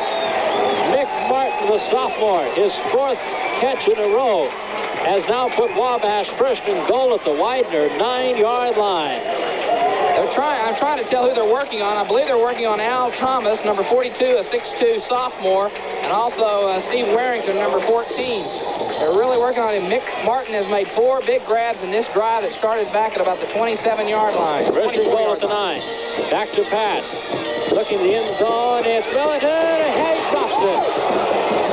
Mellinger was at the back of the end zone, had it for a moment and could not hold on to the pass from Dave Harvey. Kevin Hoffman is back there at middle linebacker. Mellinger on the play. I think he was more trying to concentrate on the out of bounds there in the end zone, trying to make sure that he caught the ball inside, and then all of a sudden the ball was there and he didn't have enough time to concentrate and put it away. Dropped it. It's 2nd and goal now at the 9-yard line for Wabash. Dave Harvey back to pass. Incomplete. Martin. Looked like an excellent call down there by the official. It took a short hop into Mick Martin, incomplete. It'll be third down and goal to goal from the 9. One thing for sure, Chris, the tempo here in the first part of the third quarter has very much picked up. It certainly has. As Coach Navarro said, he wasn't kidding him. Opened it up. Across the way, Coach Bill Manilow trying to think of a way to shut him down. This is where Widener's mighty tough, though. When you move inside the Pioneers' 10-yard line, you're going to have to be a good football team to score on this spot. Back to pass. Harvey looks for the end zone and touchdown. Randy Mellinger made the catch and just stayed in bounds at the back of the end zone. Great grab by Mellinger on a 3rd and 9 play. There you see it, number 25, Randy Mellinger out of Maryville, Indiana, and here's the replay. Dave Harvey, this time Randy Mellinger says, I'm going to catch the football. He's in the same place, it's the same route. Dave Harvey puts the ball right on the money, and there he's got 2 feet inbounds. Mellinger for the touchdown, puts them on top. 16-14 with the extra point try. Oh, high snap. Running with it is Marchand, the reserve quarterback. He throws it to the end zone, and no good, as they had to scramble there. Scott Marchand, number 15, reserve quarterback, missed on the 2 points. It's 16-14. We'll be back from Phoenix City, Alabama, right after the... Wabash has the lead now, 16-14 over Widener. Tony Barrett to kick off. Here you saw Mark Draft deep, number 46. It's going to roll out of bounds at about the 12-yard line, so we'll have to kick it again. Steve Davis has a wrap-up on that Wabash scoring drive. One thing for sure, they took their time getting down there. 11-play drive, 75 yards. Of course, the touchdown was from Dave Harvey, the quarterback, to Mellinger on the touchdown. 16-14, Wabash in front. The big play, certainly, Steve, the Dave Harvey to Mick Martin passing combination that we did not see at all in the first half. 3 times, in fact. I want to remind you, next Saturday here on ABC Wide World of Sports, the USA versus the USSR All Heavyweight Boxing Championships, live from Las Vegas, Nevada. Among the featured U.S. fighters, Greg Page, top-ranked heavyweight. Jimmy Clark, who has defeated Igor Vasitsky of Russia. Vasitsky will be leading the Russian team in the All Heavyweight Boxing Championships. ABC Wide World of Sports next Saturday, 5 Eastern and Pacific, 4 Central. Barrick again kicks off. Taken there at the 20-yard line by Draft, and Draft still on his feet. Goes across the 30 to the 33. Widener College will have it first down and 10. Tony Barrick, the man who kicked off, made the tackle. Division III championship football. And Steve, as we've mentioned before, the intensity, the competitiveness is, you can't tell any difference between Division III, 2, or 1 when it comes down to that. Yeah, because these 2 teams will walk away the best, and that gives them an opportunity to play for it. You don't have to hope. A lot of teams will be hoping come January 2nd they can win a national championship. Off the left side is Chip Zworsky, the great running back for Widener College, the number 1 scorer in Division III with 20 touchdowns this season. He hasn't gotten into the end zone yet today. Pioneers, you see, have lost only 5 games in the last 5 seasons. Great credit to Coach Bill Manlove and his staff. And got to give credit to this young man, too, Fred Navarro. Boy, he'll appreciate me saying young, won't he? He's done a great job here. Hand off up the middle it goes, and carrying people with him again goes Zworsky. Across the 45-yard line, and a first down for Widener College. Bob Brewster, number 77, the right tackle, led the blocking. Tim Kennedy, 71. Bob Wheatley, number 5, on the tackle for Wabash. Michael Quinn comes out of the football game at linebacker for Wabash, 55. Louis Finolio in to replace him. This is first and 10. Widener at its own 46. Keeping it as the quarterback, Walter down to the 45-yard line and close to another Widener first down. Tackled by Dave Patton, the nose guard. Once again, Mark Walter is considered by Coach Manlove as not a great physically talented athlete, but the thing is, Chris, he's got him to the national championship, and he does things right. He makes the right decision. That time he had a chance to option the play. The number 3 man, or the defensive end, jumped upfield. His man, he went inside, made the yardage. Wabash fans have got to know Michael Quinn is back at linebacker, 55. They hand up the middle again to Zworsky. Takes it to the Wabash 42-yard line. So they have a first down and 10. 10 minutes. 5 seconds left to play, third quarter of this Division III National Championship. Wabash has come back to take a 16-14 lead from Widener. The game is seesawed back and forth. Wabash led 10-0 at the end of the first quarter. It was 14-10. Widener at the end of the half. Wabash now has the lead again. Back to pass. Mark Walter looking to his left. Wide open over there was Walker Carter. Carter at the 30 spins and has a first down to the 27-yard line of Wabash. Walker Carter was wide open over there, and they're giving him plenty of room, as they should with that kind of speed. He's got 4.5 speed. He can play on anybody's football team with that type of speed. He's caught the ball for 522 yards, and every time he catches it for 16.8 yards. Not Give credit to some of those Widener guys up front. Giuliano, Schmitz, Martin, Fulton, Brewster doing a good job of blocking there. Keeping it is the quarterback, Walter, and Mark is swarmed under after gaining just a couple of yards.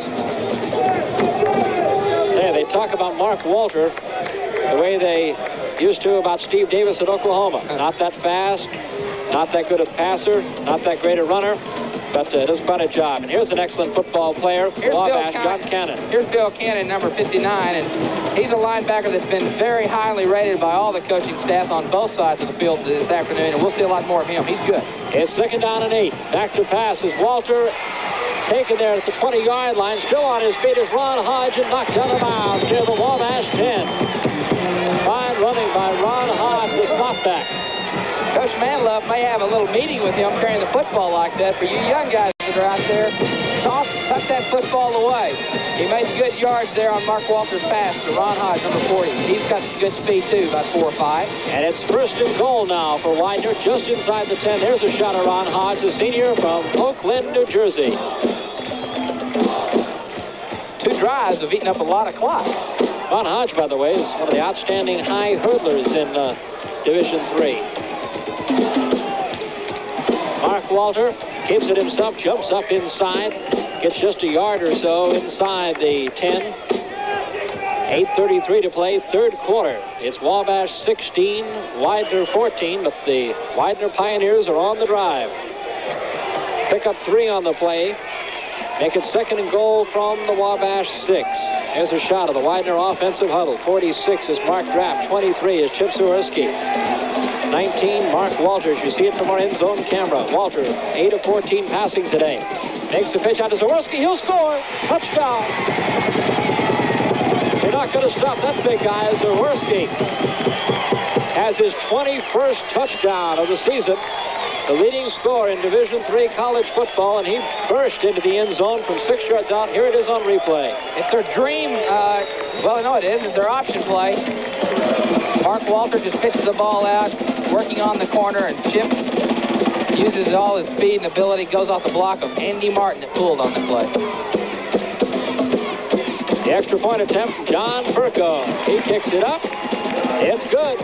And Widener now leads 21-16, and we'll be back in just a moment from Phoenix City, Alabama for more of the Amos Alonzo Stagg Bowl right after this.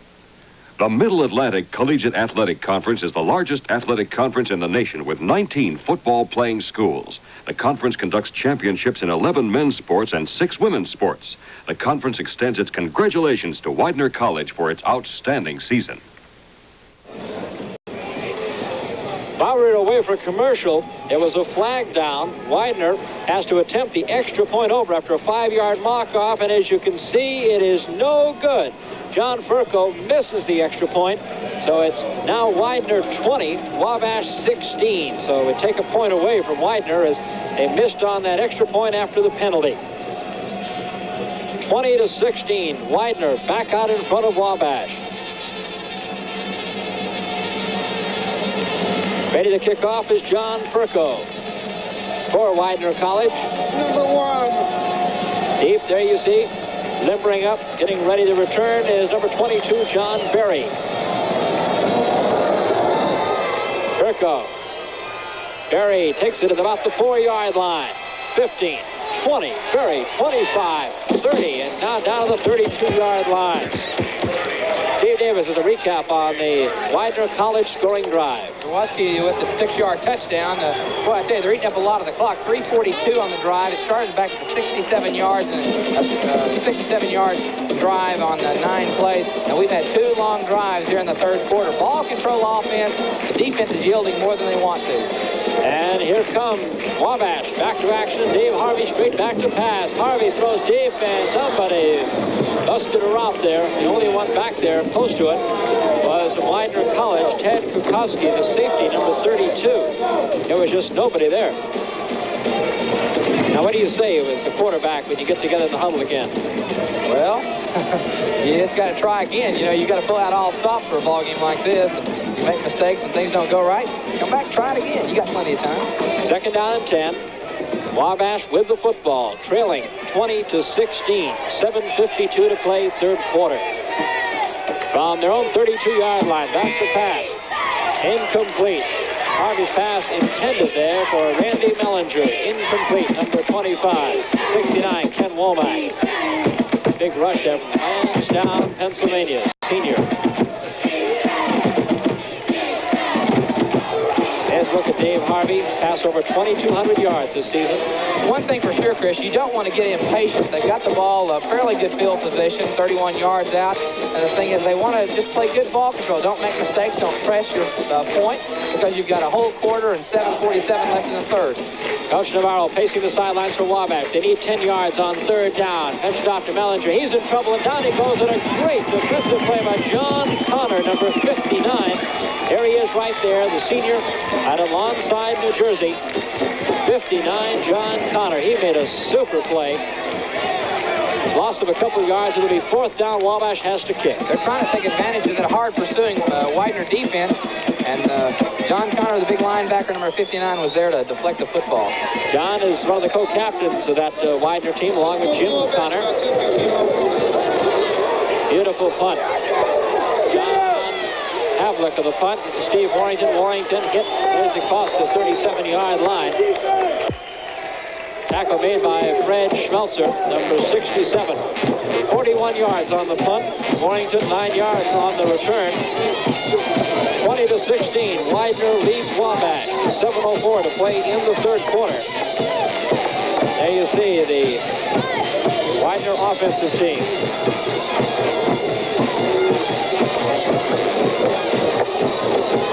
Some of the fans here enjoying the 55, 56-degree weather at Phoenix City as Widener goes to work.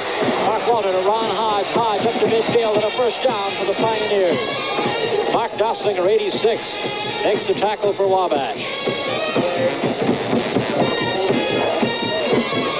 This program is being brought to you as a special exclusive of ABC Sports. Now let's pause 5 seconds to allow our local stations to identify themselves. PVI TV Channel 6, Philadelphia. Back to play here. Widener College. Handoff goes to Chip Jaworski, and he goes about the 46, 47-yard line of Wabash for just a short gain of a couple on the play. Mark Knopfsinger and Chuck Fisher make the tackle. Here's the new Rockney Bowl in the third quarter. Quite a ball game there. Lehigh 23, California Davis 16. The winner of that game will play the winner of this game, the Grantland Rice Bowl. That looks like Jacksonville State leading 31-0 over North Dakota State in the third quarter. They play next week on ABC at the Pioneer Bowl. Pass is intercepted. Intercepted by Bill Cannon.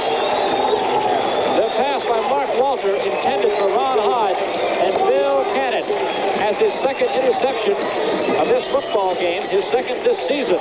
6'1", 195 junior from Indianapolis.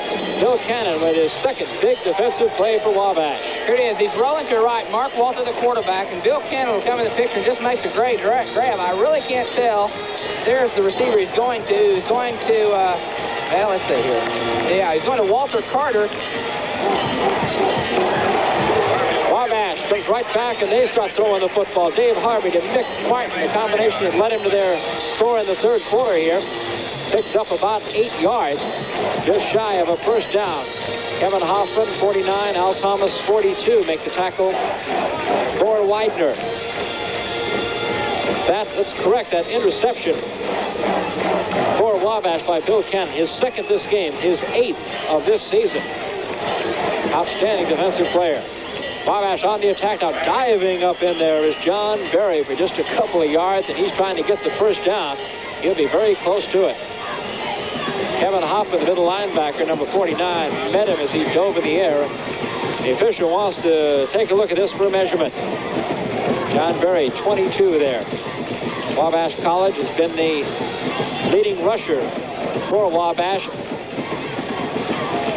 19 carries, 64 yards on the afternoon, and it is first down for the Little Giants. Again, Wabash getting its nickname back in the early days of their football program when Little Wabash College, an all-boys school, was playing teams like Notre Dame, Michigan, Minnesota. I guess you had to be a Little Giant. They have been Little Giants in this playoff, too, to get here to the Division III championship. Back to pass, Harvey, and it is way overthrown. It looked like he had a mix-up with the receivers, and Harvey just got it away from there. Steve Warrington, Ted Kukoski, probably the closest to it, the Widener defense. Coach Navarro coached at Columbia University before coming to Wabash. These two teams are a lot, I don't know, very different, unique. Wabash, a very disciplined football team. I think Widener's just a little bit more loose. They had pizza last night. Some of the players went to have pizza. Dave Harvey back to pass. This is second down and 10. It is incomplete, and yes. Flags all over the place. Dick Martin. On his back was Al Thomas, the sophomore right cornerback. Thomas started in front of Billy Johnson, number 48, that's not even suited out today. Here's the pass play from Dave Harvey, and I think hopefully we can see it. He is all over him. Let's see, right there. Can you see? He's all over the top of the receiver right there. That's pass interference. You can't do it. Who's going to, Chris? It was intended for Mick Martin. Right, Mick Martin. Yeah. It's first down and 10 with the pass interference penalty. Wabash the football at the Widener 37-yard line. Straight back to pass goes Harvey. Harvey loops it down to Mellinger's got it at the 15, and down he goes there. Randy Mellinger at the 15-yard line. Ted Kukoski reached out and batted him down, and down is Randy Mellinger. Mellinger down on the field. Here's a replay of it. Dave Harvey will throw the ball. He's got a very good touch on the football this time. He really drops back. He's poised. The ball's up. Good, well-thrown football. He's throwing to number 25, Randy Mellinger. Right there, I think there's... Ted Kukoski just got a it looked like he hand in there. Hand in there and kind of got him in the eye. And Wabash is coming back. They are indeed. Mellinger, as you can see, is still down on the field. The Wabash training staff working over him there. 4 minutes, 48 seconds left to play in the third quarter. 20-16. Widener leads. Timeout on the field. The Amos Alonzo Stagg Bowl. We'll be right back after this pause. Randy Mellinger, you see, is up on the sideline. He's going to be all right. Looks like he got hit in the throat. They're working on it. They feel he's going to be okay, though. He should be back. It's first down and 10, Wabash at the Widener College 11-yard line. They trail by 4. Back to pass is Harvey. Started to run. Now he's going to throw again. Tipped away. Incomplete. Getting a hand on it up there was Ed Fulmer, number 55, the outside linebacker. Intended for John Berry, number 22, but Fulmer made the defensive play, 55, the linebacker. Shot of that Wabash offensive huddle. Some of the linemen there, Jeff Summers, 62, Tom Madrowski, number 50, Rick Windhorn, number 60, Dave Bennick, 79, Bert McCarsick, 73. Guys up front that have led Wabash into the Division III National Championship game. Harvey now, 14 of 25, 148 yards, and here's the shotgun. Harvey on the run, throws, it's caught, and right at the 1-yard line, it looks like, by Greg Hausman. Greg Hausman at the 1-yard line, and that will be enough for a first and goal from the 1. There he is, Greg Hausman, 6 foot, 173-pound junior out of Columbus, Ohio. Hausman's first catch of the day, and boy, what a big one as he made it at the 1-yard line. That type of play in the shotgun, there it is. We've got the last part of the replay, but in the shotgun formation, that's so tough on the defense when you've got a good quarterback like Harvey that can put pressure on the outside part of the defense. Cosman made the great catch. Hand off to Berry, who dives for the end zone. Touchdown! John Berry, number 22, dove over his right side of the line. Rick Lindhorn, the right guard. Dave Bennick, the right tackle, from a yard out, and Wabash has regained the lead, and we have another one of these great Division III National Championship games. Steve Davis, the one last year, of course, came right down to the final 3 seconds, and St. John's won it on that field goal. This may do the same thing because they're going back and forth, and it's going to be interesting to see. It's just offense on offense right now. That's what it's been here in the second half. Defenses have been manipulated pretty easily. Extra point by Tony Barrick, and it is blocked. Blocked. It looked like Steve Warrington, number 14, got in there to block it, and so the score will remain Wabash 22, Widener 20, and that could be a big play with a field goal, giving Widener a chance to take the lead. Certainly could. If the defenses can hold each other's offense right now, the 22-20 margin, boy, a field goal could really make a difference in this football game. It's less than 3 points difference now. That tells the story. What a football game. Back and forth seesaw in the third quarter. I want to remind you, coming up next on ABC at 4 o'clock Eastern Time, NCAA College Football presents Texas A&M against Houston. The Aggies and the Cougars in a big Southwest Conference game. Houston, Texas A&M over most of these ABC stations immediately following our Division III championship game, 4 o'clock Eastern Time, here on ABC. Tony Barrick ready to kick off for Wabash. The Little Giants back in front, 22-20. With it is Mark Graff, 20, 25. Graff outside at the 30, 35, and steps out of bounds around the 37-yard line. Well, I'll tell you, they made sure he was out of bounds, didn't they? Dennis Lewis, the guy who runs back punts for Wabash, ran Mark Graff out of bounds. On the scoring drive recap for Wabash, John Berry scored on the 1-yard plunge. It capped a drive of 59 yards in 8 plays for Wabash. The point after was blocked. 22-20. Wabash leads, 4:03 left in the third quarter. Here come the Pioneers. Mark Walter hands it off to Chip Zaworski, and Zaworski fights his way up to the 40-yard line. Well, I'll tell you, that guy has no running room, and he still gets 3 or 4, Steve. He's a fighter, a competitor. The coaches have been very high on him. He has had a great career. And, of course, he's the Eastern Collegiate Athletic Conference Player of the Year. Of course, I don't know if that's been announced officially or not. We're saying it right now. It is official. We have a guy down on the field for Wabash. It's their outstanding linebacker, Bill Cannon. They're working over him. It was announced, Steve, the Player of the Year in the Eastern Collegiate Athletic Conference. Chip Zaworski, running back, Player of the Year. Also from Widener College, first team ACAC. Walker Carter split in. Bob Brister, offensive tackle. And here you see Bill Cannon, outstanding linebacker with 8 interceptions in the season, 2 of them in this game today. Bill Cannon is being helped off the field for Wabash. And boy, would that be a costly loss. Bruce Pickens, a senior from Cincinnati, Ohio, is in to replace Bill Cannon. Second team ECAC for Widener, Jim Bubba Connor, defensive tackle. Pass is no good. A great rush put on by Chuck Fisher, number 63. Here we are back on the bench, and you see him working on the right knee, it looks like, of Bill Cannon. Incomplete pass. It's going to be 3rd down and 7 now for Widener. Widener huddle with quarterback Mark Walter. With their backs to us, Walker Carter, the outstanding wide receiver, 46, Mark Graff, their running back, in the backfield along with Chip Zaworski. Widener needs 7 on 3rd down. They've got to reach the 47-yard line. They've got it to the 1st down. Caught and on his knee was Walker Carter, so they blew it dead immediately, but it's good for a 1st down. Doug Schmitz, Andy Martin, with some good blocking in there to give Mark Walter time to pass to Walker Carter. We'll see it again on replay. Here's Mark Walter. He'll be going to Walter Carter. Kind of an interesting duo. And it's a spot pass. It's not a real strong throw, but it makes the completion. It's good for 1st and 10. 1st down and 10. Ball is loose. Scramble for it. Let's see. I think Widener is back on it. They're going to lose about 4 or 5, but they still have the football. Look like Chip Zaworski, Mark Graff, both of them back there scrambling for the football. 2nd down, 14 for Widener College. They're going to get down to the Wabash 38-yard line for a first down. Here you see Walter's passing statistics, 10 of 18, 123 yards. Makes a Zaworski, now makes the pitch outside. It comes to Draft, and Draft is inside the 45, loses the football. There's a scramble for it down there. Let's see who's got it. I think they call it down. Either that or Widener might have been on it. Andy Martin was down there, the guard. But Widener does maintain possession.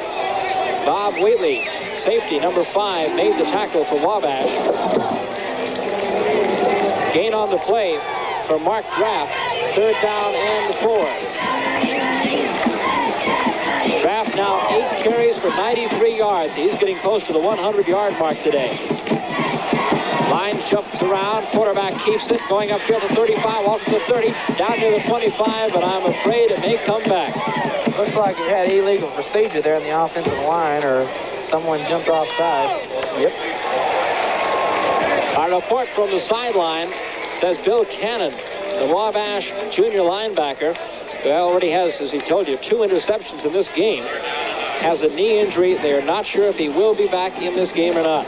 There it is, the step off for illegal procedure against Widener College. Oh, that cost him a big gain and a first down.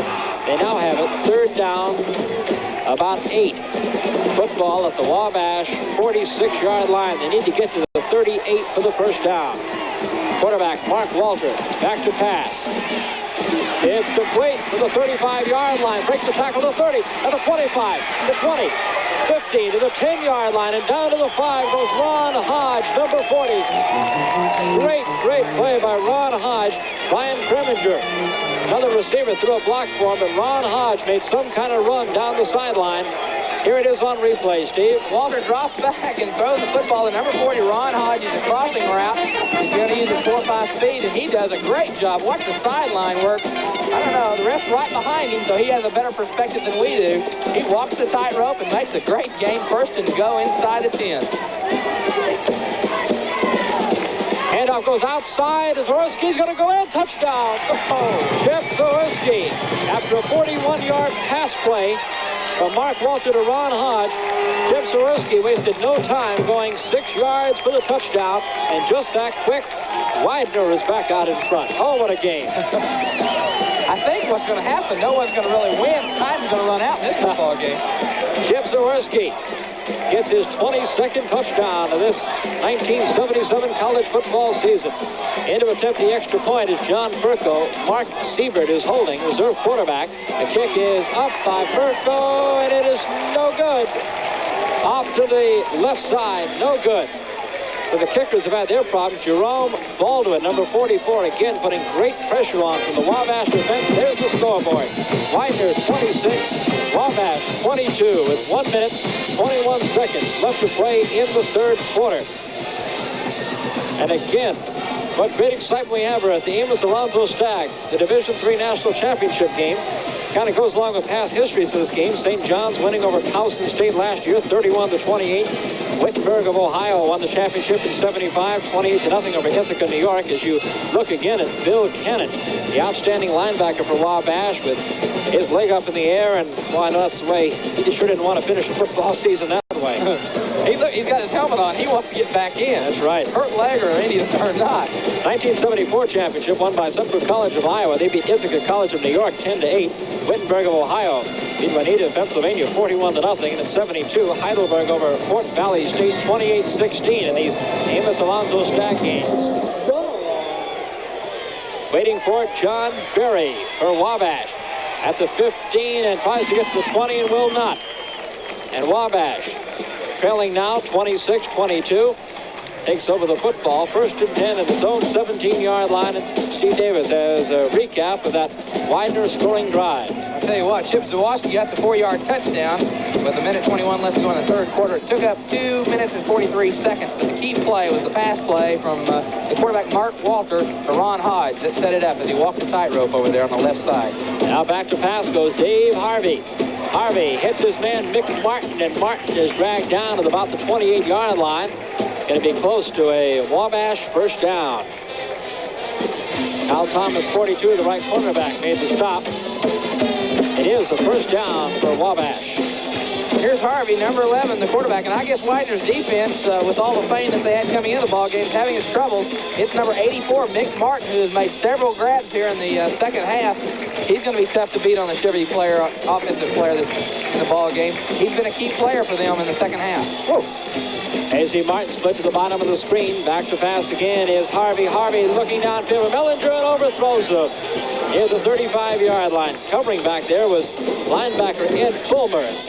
I'd have to guess you'd like a matchup like that, a linebacker on a running back. Yeah, I tell you, they had one receiver take an inside route, another receiver take an outside route, and all of a sudden Ed Fulmer, the number 55, the linebacker, who probably cannot match the speed of Randy Mellinger, was one-on-one deep. Frank Navarro on the Wabash sideline. His team is now down again, 26-22. Lead has just bounced back and forth. 43 seconds left to play in the third quarter. Back to pass. Dave Harvey of Wabash. Throws for Martin. Great catch. Martin with a high catch. Pulls it down right around the 35-yard line. Al Thomas, the right cornerback, 42, was over there defending. 37 seconds left in the third quarter. Short pickup on the play. It'll be third down at about 4 now. 3rd and 4 for Wabash College. Coming in with a play will be Dave Paul, freshman wide receiver. And now a little confusion in the Wabash huddle, and quarterback Dave Harvey asks the officials for a timeout here. With 37 seconds left in the third quarter. Again, our score, Widener 26, Wabash 22, as you say, look at Coach Frank Navarro there talking on the sideline with his quarterback Dave Harvey. Two teams on the field, and what a drive these two teams have made to get to Phoenix City, Alabama. Town of about 30,000, and have been great hosts for the Amos Alonzo Stagg Bowl and for both these teams. I want to remind you, coming up on ABC this Monday night on ABC's Monday Night Football at 9 o'clock Eastern Time, it's the Baltimore Colts against the Miami Dolphins. Now, the Dolphins must win this game, or they could be eliminated from all postseason play. What a great matchup of quarterbacks. Bob Greasy of the Dolphins against Baltimore's Burt Jones. Baltimore 9-2, Miami 8-3. You'll see it all on ABC's Monday Night Football this Monday night, 9 o'clock Eastern Time, over most of these ABC stations. Burt Jones is my hero, Chris. Is that number right? 7, yeah, he's my hero. That's just because he can throw a spiral. Yeah, he can throw a spiral. I can throw him end over end. You don't have to throw much at Oklahoma. Dave Harvey. Hey, you saw his passing stats. What a job he has done. Pumps once, wants to throw deep now for Martin, and Martin over his head and can't quite get it at about the 35-yard line. Mick Martin. That's going to be so they tell me, one of the toughest catches to try to make if the ball comes straight over your head. Well, I know. He made 2 or 3 turns. He was lucky that he even kept his line of thinking straight, because he had to make 2 or 3 different turns, and the ball was over his head. It is tough because I imagine the sun's not helping him a whole lot. Well, that was a third down play. So Wabash on 4th down at about 4 is going to be forced to punt the football away. John Pavlik, averaging 36.9 yards this season, boots it away. Waiting for it, Worthington. Worthington has it at the 30. Watch this young man move. Oh, I don't know. Yes, he got away from 3. Tries to get away from 4, but can't. Pulled down at the 37-yard line. Doug Highsmith, the sophomore from Highland, Indiana, made the tackle. I'll tell you, even gaining about 6 yards on a return, he still made it look awfully excited. 17 seconds. That's what we have left to play here in the third quarter of this Division III National Championship. We're glad you're with us here on ABC. Chris Lincoln and Steve Davis, and we've got a great championship game for you. The two teams battling back and forth. Widener with the lead of 4 in the football. Quarterback Mark Walter takes the pitch out, and Chip Zawerski, the 2 touchdowns to his credit today, just really had nowhere to run there. Lance Richardson, 81, Tim Kennedy, 71. Made the tackle. Here you see on the sidelines, they're working again on Bill Cannon's knee. Looks like they're unwrapping it now. I think he wants to go in. We have a player down on the field now for Widener College. Looks like Mark Draft. I think it is Mark Draft, a fine running back, senior out of Sicklerville, New Jersey. Down on the field.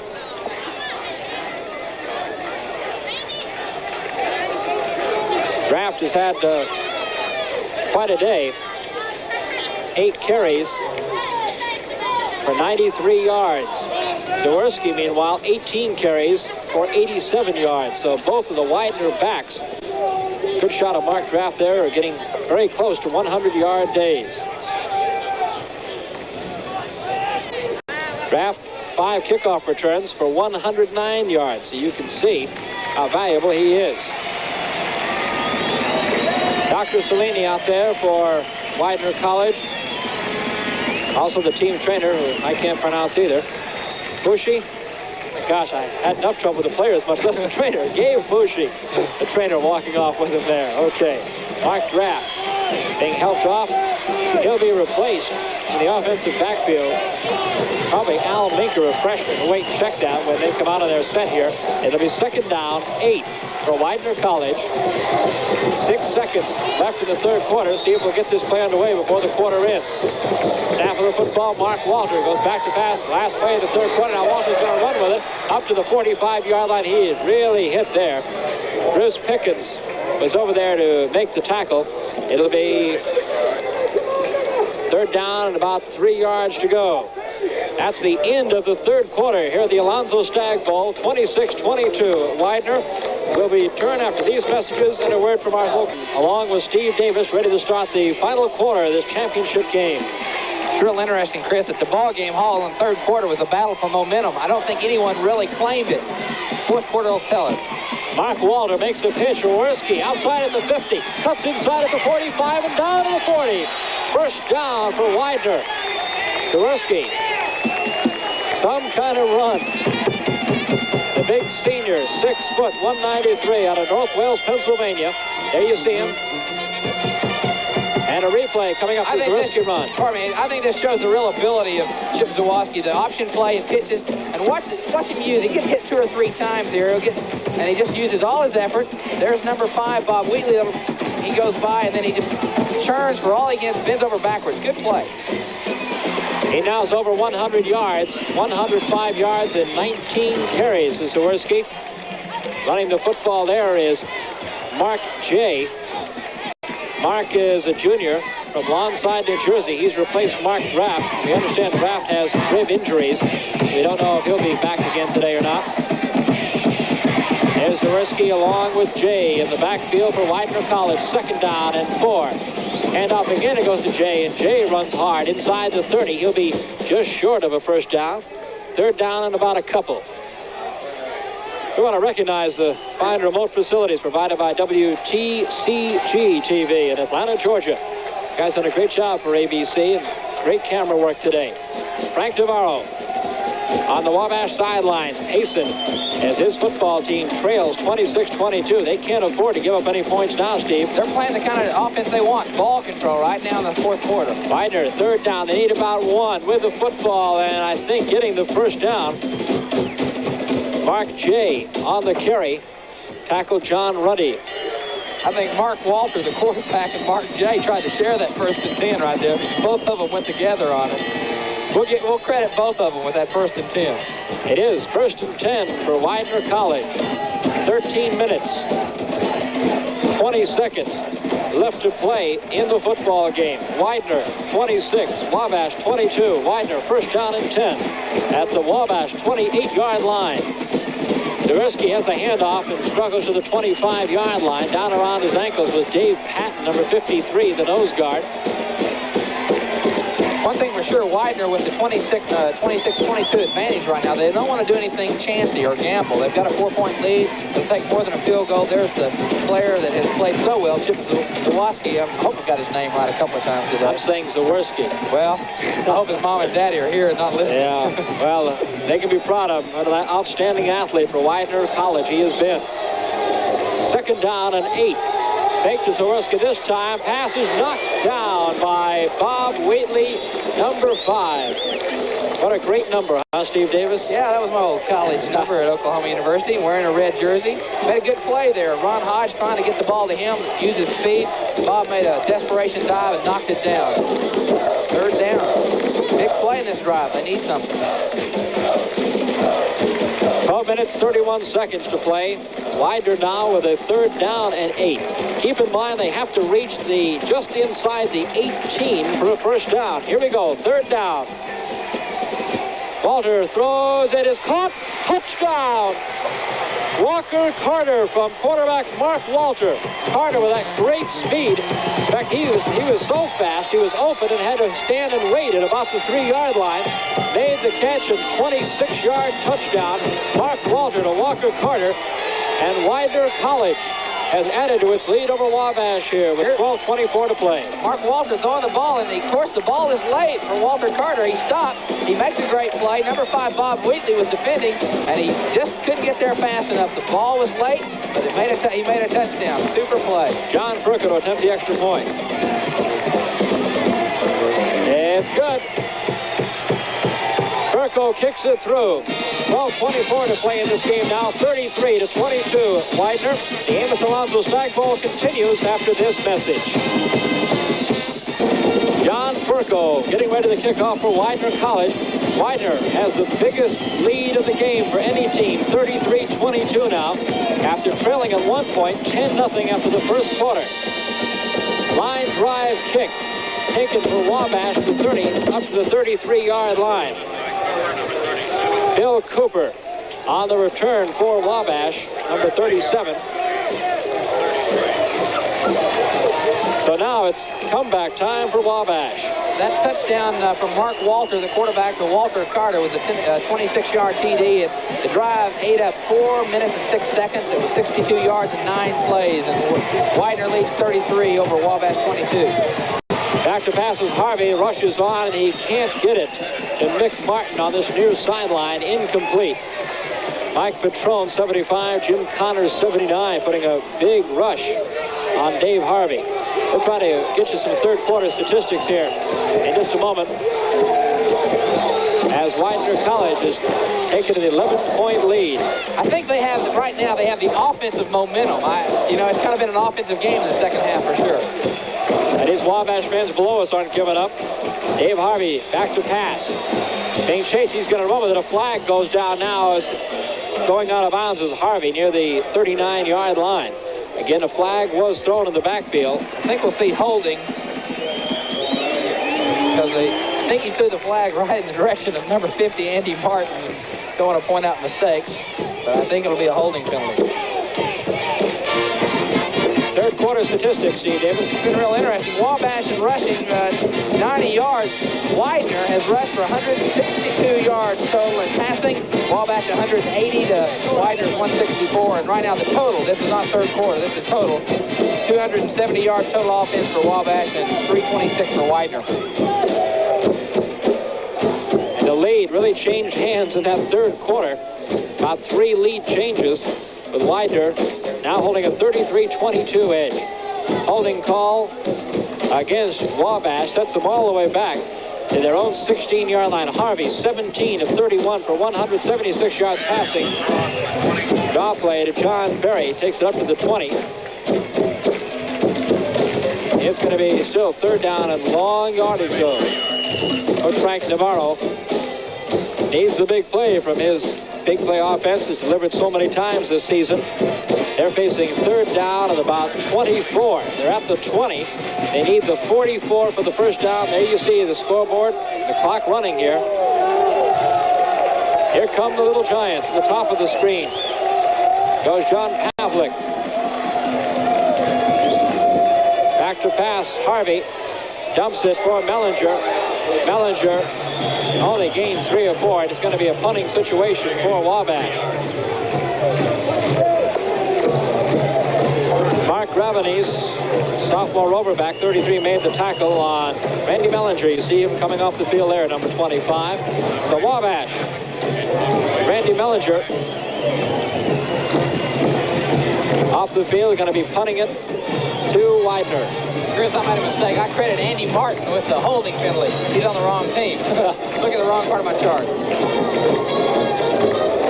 Punting is John Pavlik. Waiting for it.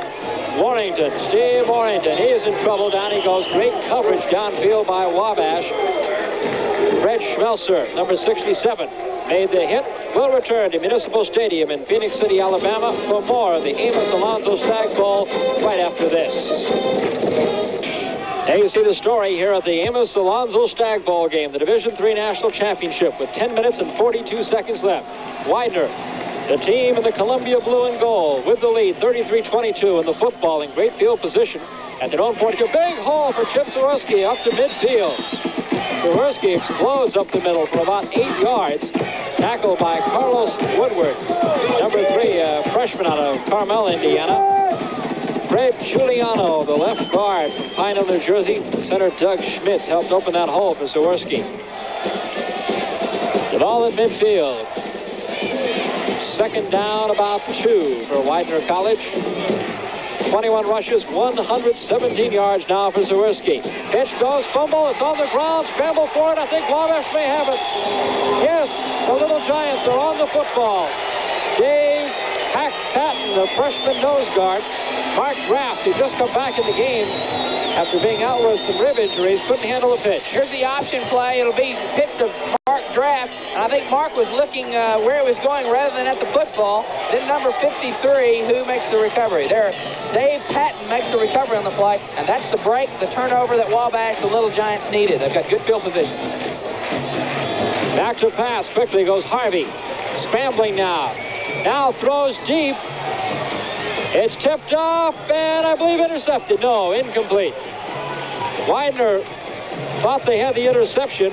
Ted Kukowski down there, number 32, thought he had the interception after it was deflected. The official right there, though, saying incomplete pass. So it'll be second down and 10 at the Widener 47-yard line. They didn't waste any time trying to go for the big points. Here's the play. We're going to try to see if he made the catch. A little debate. Steve Warrington's there. Also number 32, Ted Kowalski's there. The ball's tipped up. Now let's see where the ball goes. There it's coming down. Uh-oh, referee.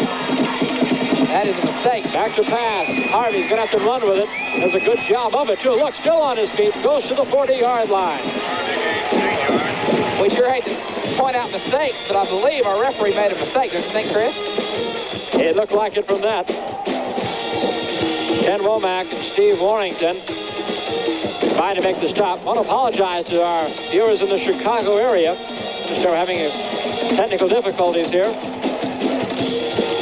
We'll keep you posted, though. It is Widener 33 and Wabash 22. Now we understand it's everywhere. We'll do a little radio play-by-play here. Dave Harvey pitches it back to John Berry, and Berry, number 22.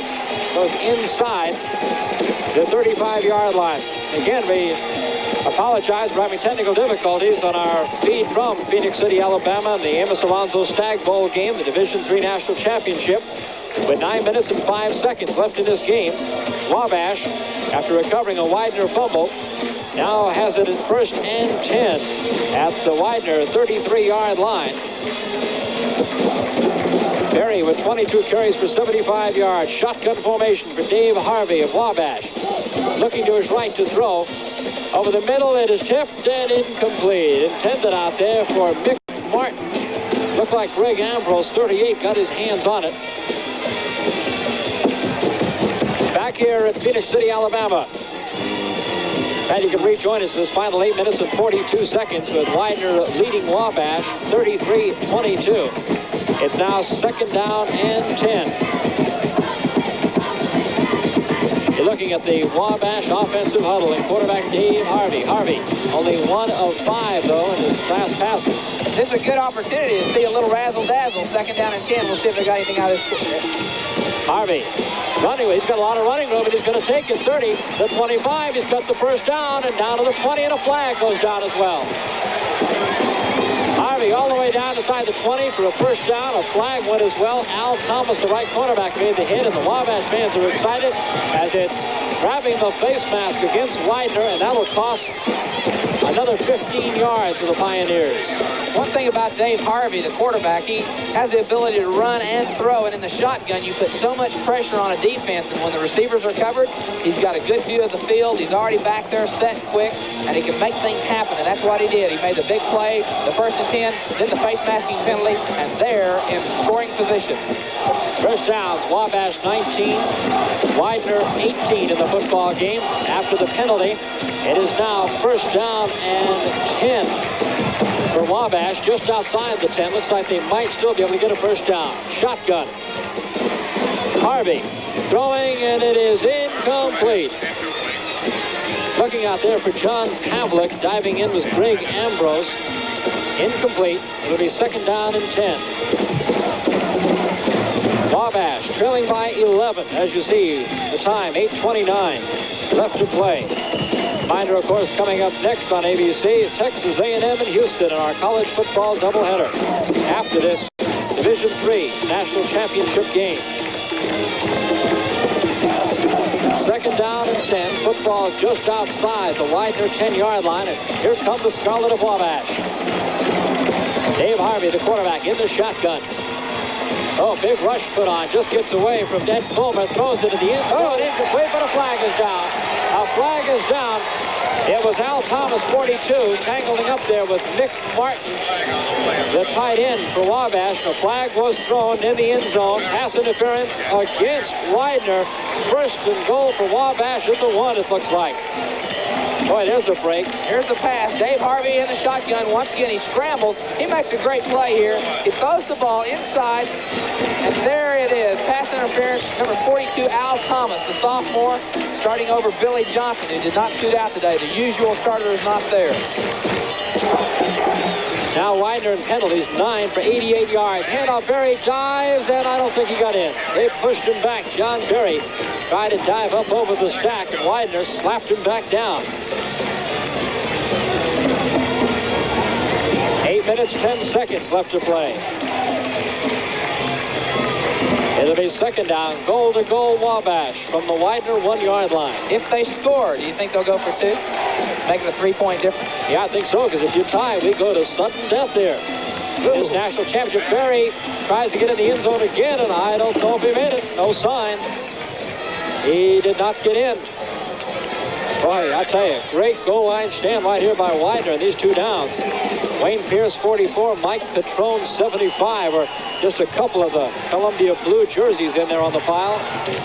So now it is third down and 1. And the time here that's taking to get in the end zone is working against Wabash. Right. They've got to get a touchdown and the ball back. Quarterback Gates sneaks it in. Touchdown.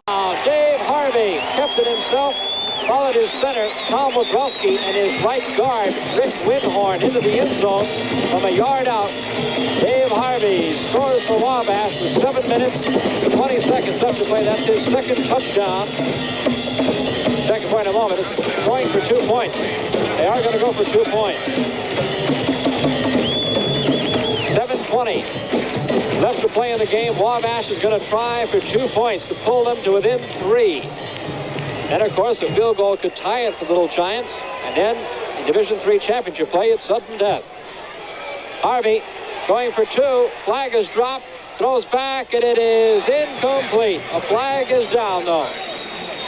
There is a flag down on the field, so let's hold everything. Now, they're talking to Widener, though. Probably holding. Yeah, holding against Wabash refused, so the 2-point try is no good. So it's Widener, 33, Wabash, 28. There's a timeout on the field at the Amos Alonzo Stagg Bowl. We'll be right back after this pause. Again, we apologize. We had some technical difficulties early in this fourth quarter. We're back here now, and you can see we got a great football game. Widener leading Wabash 33-28 as Wabash has just scored.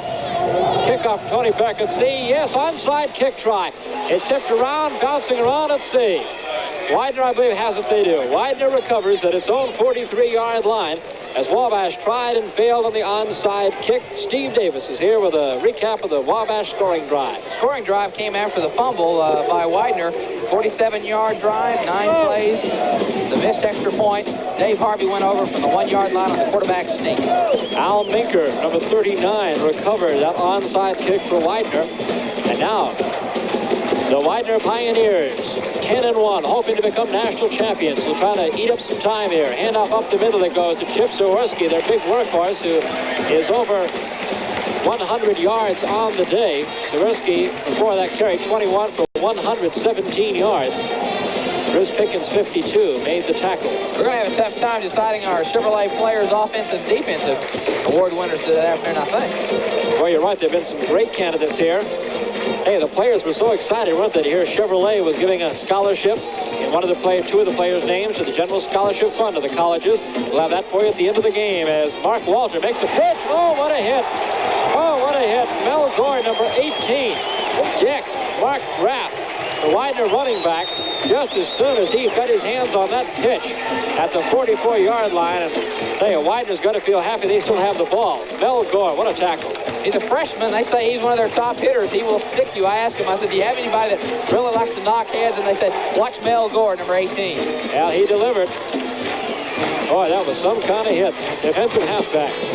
You're looking at it the way the Wabash defense sees it as Widener comes to the line. Here's a big play. 3rd down and 10. Walter, flags all over the place. A reverse to Walker Carter, 86 at the 45, makes a move, goes to midfield, and is going to be just short, it looks like, of the first down, but a flag was thrown. I think it was illegal procedure on one of the linemen on this, on the near side. We'll see. That was a big play. 3rd down and 10, and they almost got close to 1st and 10. Yes, it was. Illegal procedure against Widener. So that's going to cost him there. 5 minutes, 58 seconds. There's the scoreboard left in this game. Widener 33, Wabash 28. Immediately following this game, it's Texas A&M against Houston. ABC's football doubleheader, Southwest Conference action. They're going to have to go some to beat this one, Steve Davis. Division III championship football action. Amos Alonzo Stagg Bowl from Phoenix City, Alabama. We're glad you're along for the final moments of this one. Hey, it's more than illegal procedure. I think there was a clipping also. I think there were two, illegal procedure and clipping. Yeah, they gave us illegal procedure first, then discussed it again, and it is a clip. And boy, that really sets Widener back. Wabash hoping to get their hands on the football again. It looks like they're going to with plenty of time. 5:58 left. It is now 3rd down for Widener. 21 yards to go. Keep in mind they have to reach the Wabash 46 for a first down. They try the draw play, nowhere. Mark Graff is wrapped up by Bruce Pickens, number 52. In for the injured starter, Bill Cannon, and John Ruddy, Roverback. We got worse defense than Bill Cannon will definitely not be back today. One thing for sure, that draw play is a safe call. You've got to expect that they're going to try to do something to get the 1st and 10. And so the draw play is a safe call. Give it to your best back that won't fumble, then punt the ball away, play good defense. Okay, John Perko back in punt formation. Remember, this Widener team blocked a punt for a field goal, and here they come. Big rush is on, and he just gets it underway. Perko's kick bounces at the 50 and rolls out of bounds. Wabash is going to have great field position at the Wabash 45-yard line, 47-yard line after this 30-yard punt. 1st and 10, Wabash. Pressure coming in on the punter there probably caused a short kick and really gives Wabash a lot of good field position. They've got plenty of time. 5:16 left to go in the football game. There you see on the sideline, Widener head coach Bill Manlove as he's discussing strategy, and they need that main Widener defense to go up with a big play here. Back to pass. Dale Harvey. Harvey, great pressure. He won't have a chance to throw. Now he's still on his feet. Now throws it, and it is incomplete. Intended in the general vicinity of John Berry. A lot of people probably think he's trying to down it, but Berry was fairly close, so they'll mark it back. One thing. Here's the final score in the Grantland-Rice Bowl game. Jacksonville State 31, North Dakota State 7. So Jacksonville State will go to Wichita Falls, Texas next week for the Division II National Championship, and you'll see it on ABC on most of these local stations. 5:07 left to play in the game. Wabash from the shotgun, 2nd down and 10. Going deep and over the head of the intended receiver, Randy Mellinger. The pass from Dave Harvey. You know, one thing, with 5 minutes to go in the football game, 5:01, it's real interesting. They're trying to go deep and get something happening real quick. They've got plenty of time. And usually in a situation like this, I know what we do at Oklahoma, just try to keep her cool and not force the issue and not make mistakes. You don't want to turn the ball back over to Widener and give him the football. The Wabash fans whipping it up on the sidelines here. The president just let it cheer, Chris. He is a multi-purpose president. New Rockney Bowl. Oh, look at this game. 39-30 Lehigh in the fourth quarter. The winner of that goes to play for the Division II championship. Incomplete pass. Dave Harvey on 3rd down and 10. Incomplete. Intended for Greg Cosman. Is that right? Is John Connor back there? Dave Warrington also went on the play. I wonder if Coach Navarro will second-guess him on that, guess himself that time. They went 3 straight pass plays. They had plenty of time. Now they've got to turn the football over, produce no yardage in the drive. 4th down and 10. Still plenty of time. 4:58 left. There's Steve Warrington. Boy, he's the guy that can break a game open at any time. The fine returner for Widener College. Punt by John Pavlik. And a roll dead at about the 30-yard line, and that is where Widener will take over. 1st and 10 at its own 30-yard line. That's just a 24-yard punt from John Pavlik. 4th quarter. Widener 33 and Wabash 28. Don't forget, right after this game, we'll be joining Texas A&M and Houston. Southwest Conference football action. Frank Navarro, head football coach of the Wabash Little Giants, paces the sidelines with his team trailing 33-28.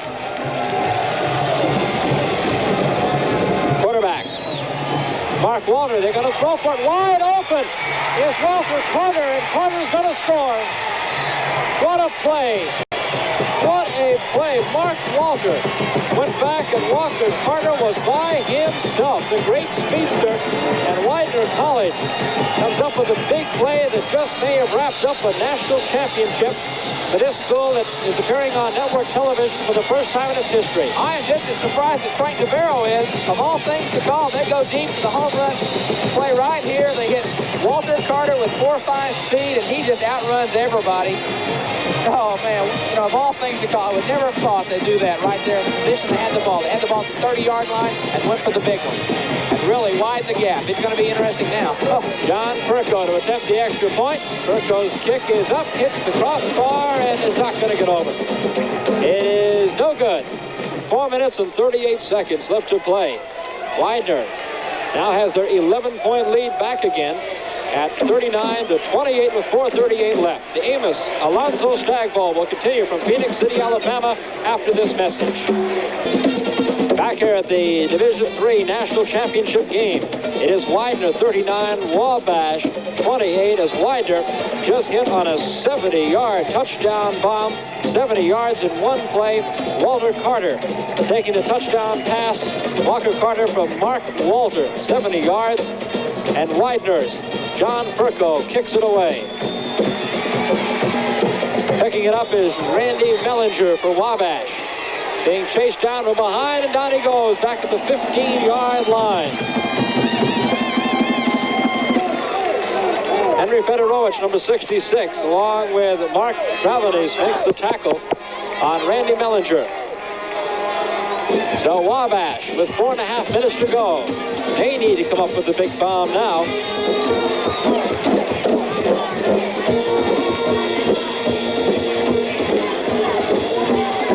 It'll be Harvey bringing his Wabash Little Giants up to the line. 1st and 10 at the 15-yard line from the shotgun. Harvey throws for the sideline. It is caught, taken there, and spinning out of bounds is John Berry up around the 22. Pickup of 7 on the play, and he stops the clock going out of bounds with 4:24 left in it. Wayne Pierce, 44. Greg Ambrose, 38. Makes the stop for Widener.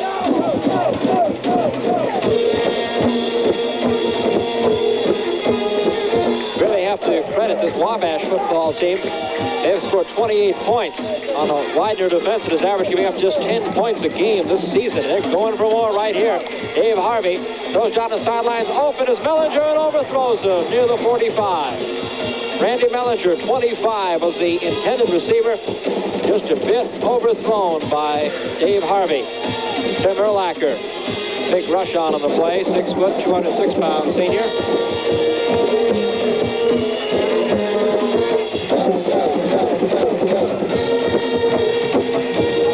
minutes, 16 seconds left to play. Don't forget, immediately following this game, it's going to be Texas A&M and Houston in the Southwest Conference battle.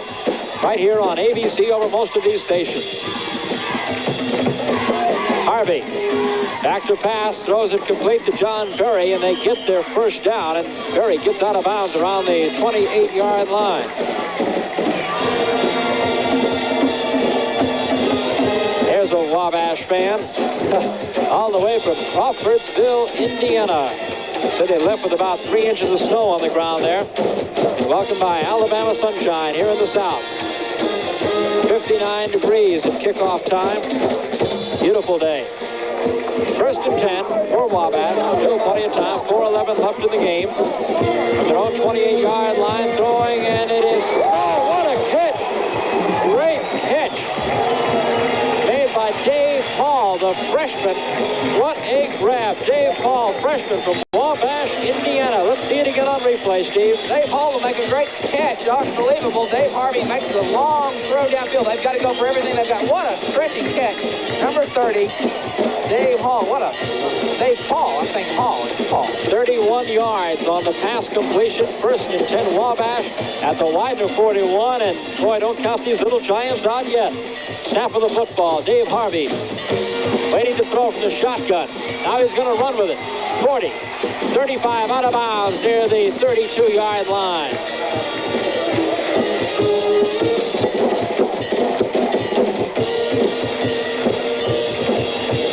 Player down on the field.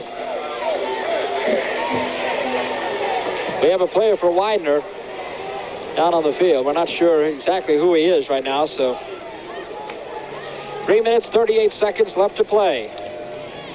We'll take a break here, though. We'll return to Municipal Stadium in Phoenix City, Alabama for more of the Amos Alonzo Stagg Bowl right after this. The injured player for Widener College, Ken Womack, senior defensive end out of Lansdowne, Pennsylvania. He's being helped off the field. 3 minutes, 38 seconds. That's all we have left to go here in the Division III college football season of 1977. The national championship game with Widener leading Wabash 39-28. It is Wabash with the football. First down and 10 at the Widener 31-yard line. Stay with us. Anything can happen here. Shotgun formation for Dave Harvey. Low snap, but Harvey handles it. He needs some help. It is incomplete. Intended for John Berry. Looks like Ted Kukowski got a hand on it. Incomplete. That'll be second down and 10. Wabash still at his 31-yard line as John Berry comes back to his team huddle. Oh, John Berry has had a fine game today. 24 rushes, 75 yards for Wabash. Widener 39, Wabash 28, 3:31 to play. There's a shot from an end zone camera to see the shotgun with number 11, Dave Harvey, at the quarterback. Harvey scrambles, gonna run with it now at the 30, tries to get outside and can't. Great defensive play. John Connor, number 59, outside linebacker. Senior out of Lawnside, New Jersey, co-captain of these Pioneers, made the hit. Look at some of the Wabash fans. You can see, I think they've been standing through most of the game. They're anxious, waiting for their team to make the big play. 3 minutes now left in the game. Wabash trails Widener by 11.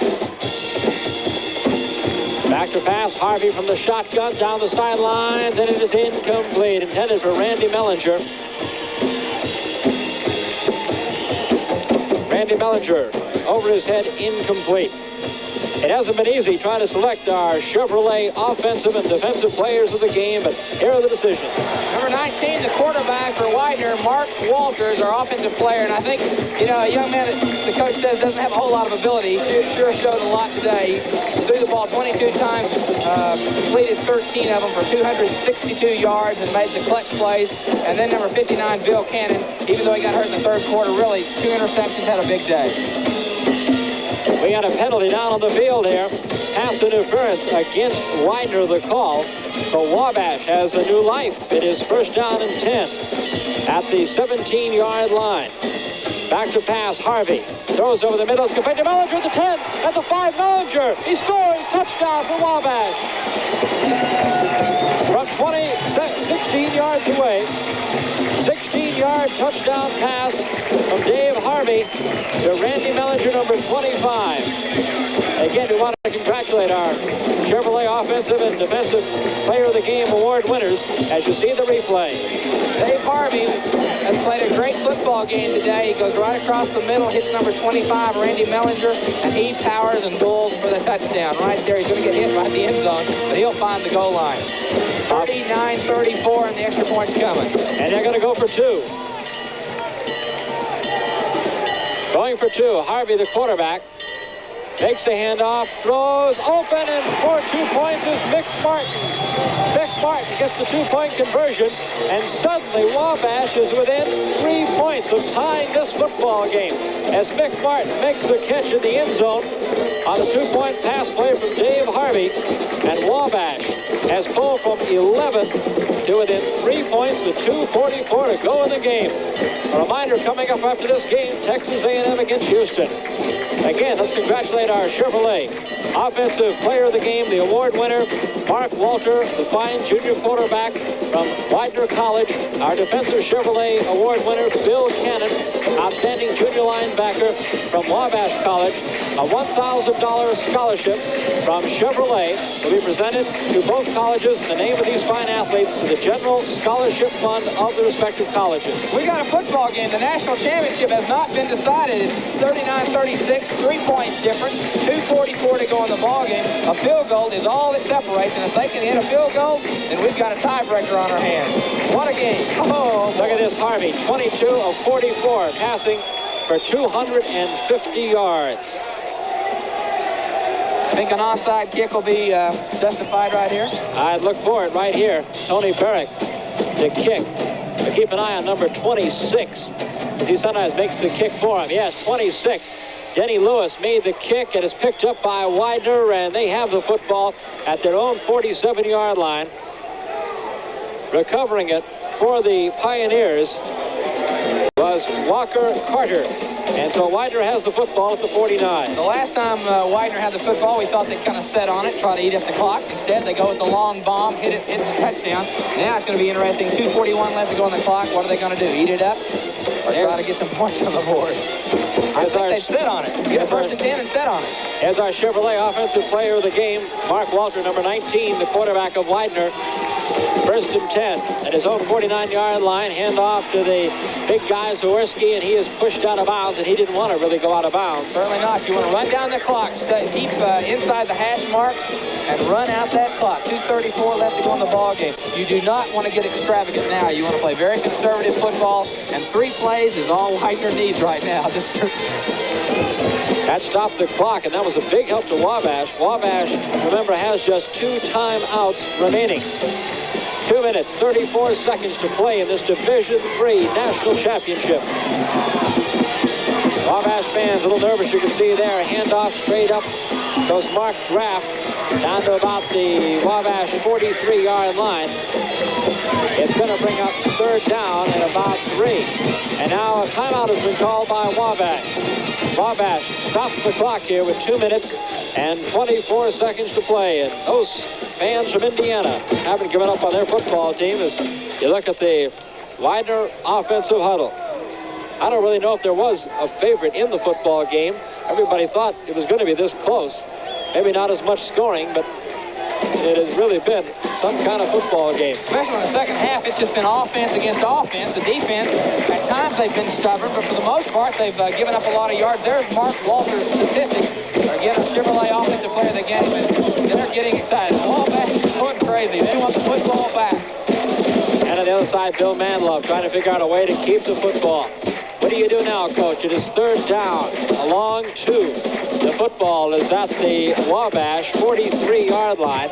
They need to reach the 41 for a 1st down. I just think they'll go with their best back. Probably give it to Zaworski and let him get the 1st and 10. Hopefully keep it in bounds and let the clock run down.